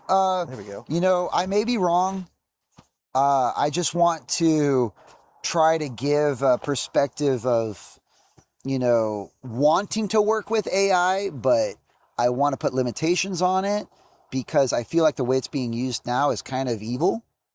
Not to go into radical terminology, but I really do not like the chat bots that throw out extreme ideology willy-nilly, because I mean, it's inappropriate, and I'm worried that young people will fall susceptible to it and adopt extreme ideology as opposed to developing themselves with the goal of harmonizing with each other. We should all be working towards creating a society where we all get along and all work together. I mean, that should be the dream. Like, I don't know why it's controversial to say that we as a people, as a species, can't coexist with each other. I mean, that should be the goal. I don't know. That should be the goal, but unfortunately, I don't know. Perhaps that's a privileged perspective. I don't know. That might be. I don't know. You privileged Maybe. man, you. What else you got on there? Zote says, "Follow the White Rabbit, Neo." Yep, we are in the Matrix. I love The Matrix. That is a So good. phenomenal movie. Probably still my favorite movie. I agree. I mean, the only one that comes up is what? The Lebowski movie. The Big Lebowski? Yeah, that's a good movie right there. What a shift. You go from like hardcore mind melding, like, boom, brain explosion, whoa, what if this, to like just like this comedy. That's a great. No, there's a lot in that. Is there? That's a deep thinker. Is it? I mean, that scene where they're shoving his head in the toilet, he's like, "Oh, one more time, maybe it's down there," and then they don't get him again. That is philosophical right there, where he is going beyond the circumstances of his physical form, and for the sake of a joke, gets dunked again. All right. All right, let's see what else we got here. Corn Can says, next step in AI is satellite LLM training and data centers in space. Elon is already planning it. They'll be completely solar powered, running 24 hours a day, both training and providing its services. Yeah, that's really cool stuff. That's wild. I have not heard that. Have you heard of that? Yeah, I have. Building data centers in space. Well, they're also doing it in the ocean. Yeah. So China's got a few programs where they're putting data centers in the ocean to cool them off. But they're going to deal with a lot of corrosion issues. Same thing with the space element, is that they'll be dealing with corrosion issues because you don't control the radiation that's flowing through space, which there's a lot of activity there. And radiation can cause corrosion? Yeah. Okay. Yeah, it can damage connections Oh, okay. because of the way the current works. Radiation can influence electrons, which is really Interesting. weird. I don't know. I'm not a scientist, but Yeah. I hear stuff. Yeah, and so that's they're coming up with new ways to build the data centers. That's crazy. Well, it's like something crazy that happens in the 1880 something, where there was a solar flare, and that radiation hit the Earth, and all of our electrical systems got shut down. So similar to what happened in the movie War of the Worlds, where this alien species comes in and kind of does this EMP wave that knocks out, it like reverses the polarization of our electrons, which is really weird. I don't understand the science of that entirely, but typically to have a current flow, it's acknowledging like the magnetism is how it determines the flow. Okay. And if you reverse it, your circuits won't work. Right, because everything's backwards now. Because everything's backwards now, which is really interesting. But anyway, the solar flare happened in like the 1800s, and it did that. And we didn't have a lot of technological infrastructure then, so it didn't really matter. But for a while, little circuits didn't work. Yeah. Wow. And so you think of in space, they get hit with a mild flare, all of a sudden your thing's inverted and Right. useless. It doesn't do anything. Well, we'll keep on figuring it out, I guess, as we go along, as we do with I all wonder technology. how that would work with like quantum computing, because I don't think you'd have to worry about inverse polarity with that. So I don't know, that maybe the future of technology is to avoid the binary Maybe. Well, foundation. quantum might have its own issues, though, or it might make it easier. Who knows? Because right now, the big thing with quantum is being able to predict where the qubits are going. So who knows how radiation affects a qubit? Yeah, yeah, that's really fascinating. What influences a qubit at all? Yeah. I don't know. That's where you get into like our physics, professionals. Right, and they're the ones dealing with coming up with the ways Quantum physics, anyway. to come up with being able to predict those qubits. Science is phenomenal. Like one thing that I think is incredible is how AI is helping us advance technologically speaking, because it is a wonder. the amounts of advancements we were doing, not only just like in the medical field, but in our sciences. It's just amazing. Yeah, It's hard for me to keep up with because it is. I paint for a living. So it's like, I admire these people who are at the forefront, who are really pushing our technology so that we can make these grand achievements, Yeah. you know, and maybe we'll be playing in the stars in a couple decades, which would be possible. really, really cool. I mean, that's where I give props to Elon for his Starship. Incredible. The Raptor rockets, incredible. I mean, my father worked at Aerojet, and he didn't believe that those Raptor rockets landed themselves. He thought all of those videos, oh, that's fake. There's no way it's possible. It's incredible. Yeah. It's absolutely incredible to have, you know, this massive, you know, rocket engine fly up, leave our atmosphere and orbit and then land again, Yeah. be reused. And now this attempt at, you know, 27 of those Raptor rockets on the bottom of this massive, you know, it's what, 100 tons or something like that. It's a ridiculous amount of weight this thing weighs, because they want to create a ship that can leave our atmosphere with a payload, deliver it, and land again. Yeah. I mean, it's the stuff of science fiction. It is. It's pretty freaking cool. We are in the science fiction timeline. What else we got on here? Corn Can says Facebook has a patent to continue posting after you pass away. Like What? like posting on your own profile? Like if I don't know if that's real or not, but man, if that is real, this is kind of like that movie Sicko that there was a documentary they made a while ago where like businesses were like opening up life insurance policies of their workers so that when the worker died, the business would get life insurance. And then like the wife of one of the guys that got passed away was called up like, oh, we're going to give you a bunch of money. And she's like, what? I don't remember pulling out a life insurance policy. And like, oh, wait, we called the wrong person. Oh. And this is a real thing. Yeah, I've heard that. Corporations are immoral. They're completely immoral. Yeah. And this reminds me of that, where Facebook now will have the rights to your identity. Yeah. Interesting. What? See, this is where we're talking about the consolidation of intellectual resources, where the 1% now says they own your content. Yeah. That's pretty wild if that's true. That's a mind bender. Yeah. And that is so inappropriate.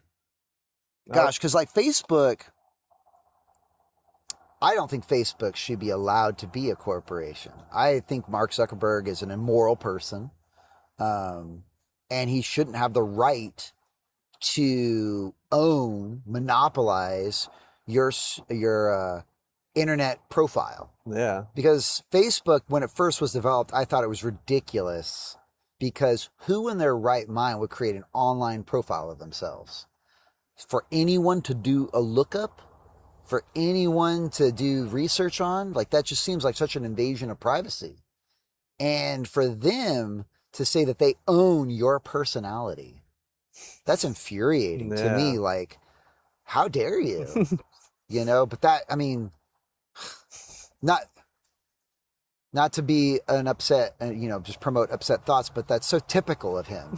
Right. You know, it's like, of course they're going to figure out a way to monopolize that, and then blackmail you for your own content. Maybe. Yeah, maybe at one point you'll eventually have to pay a fee to be able to be you. You know, to use your own personality, to use your own likeness. Could you imagine? Like, so Facebook argues that they're a platform for marketing. Let's say you develop a personality big enough now to where you have to pay for your own subscribers or whatever. Which is the case today. That's not something you have to imagine. That's the way it is. If you, like for me, for instance, I don't have a very big following. I only got like a couple thousand people following me. My followers don't get to see my content unless I pay for the people on Facebook to see my content. Really? Like a premium subscription or ads? Well, because I have so many, when I do a post, they're not going to see it unless I pay to promote it. Oh, really? Like, what? That's Because I mean, I crazy. think everybody sees the dilemma of social media today. When you look at it, it's no longer content; it's all commercials, Yeah, unless that person's paying for you to see it, which is ridiculous. that is. You're paying for your own personality. Capitalism is very frustrating. It can be. Very, very frustrating. Very many aspects of it is not. I really hope that isn't the case, but I think that person's right. It makes sense. I mean, it's the same thing with like Adobe right now owning all content that's created on their platforms. Like that's one thing that people were promoting a while ago is the boycott of Adobe, because like if you made an image and saved it onto their cloud, they have the right to that image or whatever. Use it for their training. Right. Pay us $1,000 so we can use your images. Yeah, I don't think I forget what their AI model is, but I don't think that's like a very big one. But I don't know. Firefly, I know that was like something they were using. But... Yeah, we'll see. What else you got on there? How many beers does it take to run my truck on alcohol only? I didn't know. I don't think you can do that. Yeah, I wouldn't recommend it. Yeah, that's a very fun question. I mean, I mean, I don't know. It kind of brings up like, I guess, some thoughts on like, I don't know. I think at one point you can run it on cooking oil, Oh yeah, I've heard that. diesel engines. You know, but that might be a question for AI. You know, AI can help us get our trucks running on alcohol. oil make a whole animated video. Coda says, it's the White Wizard. I don't know who's the White Wizard. You're the White Wizard. Am I the White Wizard? Yes, you're all knowing. But I don't have the beard. Isn't that what makes the White Wizard the white hair? I guess I got a couple white hairs. I'll take it. I'm the White Wizard. Don't you have a few videos where you dress up with a white beard? I do, but I'm not wearing the beard right now. Next time. I'll really So that's your alter ego. engulf the White Wizard. That's right. There it is. There's the White Wizard just came out there for a Just second. for a second, just a little taste. Let's see what else we got here. Let's see, Coda says, I grew up on the Brave Little Toaster. It's a classic. I love that one. Let's see, another. Yeah, if you want to see any of my paintings, just look at Levi Craig art and you'll see a bunch of my work. Go check out Levi Craig on Instagram or Facebook, or I think you even have a YouTube. Yeah. Yeah, do it all. Even website, LeviCraig.com. Is it just your name? I don't remember what your website name is. It's LeviCraig.com. LeviCraig.com. Which is down right now. But Don't go to LeviCraig.com. go to the Instagram. eventually I'll have it back up.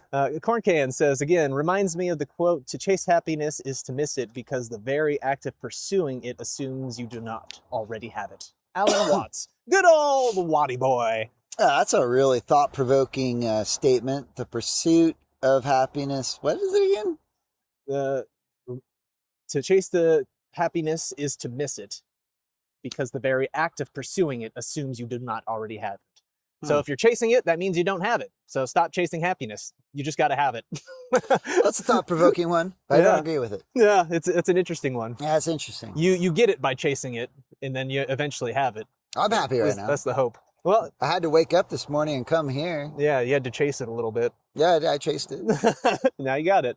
Yeah. Let's see, another one from Corn Cans. The thing is, it's available to people of all ages. Maturity isn't something that can be averaged to leverage a system. It's just too vague. Maturity is too vague? Maturity isn't something that can be averaged to leverage a system. I think with that statement, there's to average a system. I mean, I think I understand what they're trying to say, but I think in the constructs of a meritocracy, which is the way we are formed right now in the United States of America, it should be redundant that is not the case, because we are using maturity to average our society. So I don't know where you're coming from, because we use professionals to make important decisions, which is a form of maturity. So I think that statement's just wrong. Yeah, so I don't know. could be. I mean, it's a fun way to think about it. I mean, I that's like old English. It's a neat way to, throw out some words. If you use ChatGPT on that, I'd say shame on you. But at the same time, you seem like somebody I'd like to talk to in depth. So they said specifically for AI. They're not talking about people. I guess the maturity is maturity of AI, I'm assuming. Oh, your camera turned off again. Let me turn that back on. I guess I gotta. So if AI was to reference mature, well, I mean, I don't agree with that again, because I think the models, I don't know the nuance of AI technology, but I'm pretty certain that AI, looks at this body of information and it uses patterns, like you were saying, Yep. to come up with conclusions. And I would say the more mature the content, the better. I'm not seeing. I don't really get that. I hope. Well, maybe that's my optimism bias, Yeah. where I'm hoping that AI is looking at creditable sources to make credible opinions. But you do bring up a good point, is that there's many moments where AI will hallucinate and make up a bunch of nonsense jargon, and we have no idea why it does that. Yeah. You know, and so maybe maybe you're right. Maybe there'll be no. Maybe AI will just forever hallucinate and we'll have nonsense being spouted. But I don't know. It seems like the opposite. It seems like AI is getting better, and it seems like it's getting more accurate. And I think that's because we are figuring out how to organize the patterns so that it works as efficiently as possible. So Corn Can responded, we're going to wrap it up here soon after this because I got to go to the bathroom. And I bet you do too after drinking that coffee. No, I'm good. Really? Wow. Good I on can you. go on for another 2 hours. Wow. I'm gonna make you suffer. I'm just going to be squirming over here. That's right. Corn Can says maturity of people using AI is all over the board. A 12-year-old can want to hack without fear of outcome or even understanding. Yeah, that's a really good point. So yeah, it's the maturity of someone not knowing how to use the things when they don't understand what they're even doing in the first place is a valid concern. yeah, that's 100%. I agree. It's like you got all sorts of. I mean, I don't think that's really going to be like the trend, but my concern is young people using AI inappropriate, whether it be for like porn, blackmail. Where they're using it to mess with their other classmates. I'll put your face in a compromising photo and say it's real. Right. And everyone else will be like, oh my gosh. And that's devastating. Yeah. And completely immature. Mm-hmm. So I agree. I think maturity is really going to be the key on, our success as a species, as working with this in the future. Maturity and self-discipline, my friends. If you don't got it, hopefully you do eventually. Well, I mean, it takes a lot of introspection, as you, go through life, you're going to figure out what things work and what things don't, what things make you happy, what things don't make you happy. And you also learn that there are other perspectives and that you need to work with them. Because when you work against them, they hit back. Yeah. And, that's an important lesson we all learn through life. And I hope it's weird though, because like thinking about like how AI could hit back. I wonder what that would be like. Maybe that's. You mean like on its own, or you mean like with the aid of people? Well, just like the consequences of abusing AI. What is that? Yeah. Is it going to be inept people? Is it going to be infrastructure compromise? Is it going to be technological warfare, financial warfare? I mean, it seems like that's where... Maybe a little bit of it all. Maybe a little bit of it all. Maybe. I don't know. Like, that's another political issue where you talk about, like, how AI is compromising our economy. Because right now, it seems like our entire stock market's propped up on the prospect of it. And then when you have like that Kimmy model come out and disenfranchise our $1 billion corporate infrastructure that's, all built on this idea that it can promote the best AI, and then it's outperformed by, a company that charges 20 times less. Right. That's discouraging. Very, very discouraging. Got any other thoughts on there? See, I think that's Corn Can says, love you fellas. Hope it's a good day. Love you too. Love you too, Corn Can. See you later. And goodbye, Astro. Thank you all for sticking around. I think we're going to wrap it up. Again, this is Levi Craig, my good buddy. Go check his content out on Instagram. Go buy his art. Go show him some love. Go leave him some comments. Go send the AI bots towards his channel. Tell him how all his work is AI slop. Well, now I'm going to have to make a website that works so that you guys can do all that because, yeah, I don't have any of that. But I hope you enjoy my content. If you ever want to see me paint something, you let me know. Yeah. All right. Have a good day, everyone. Toodaloo. Bye-bye. Toodles.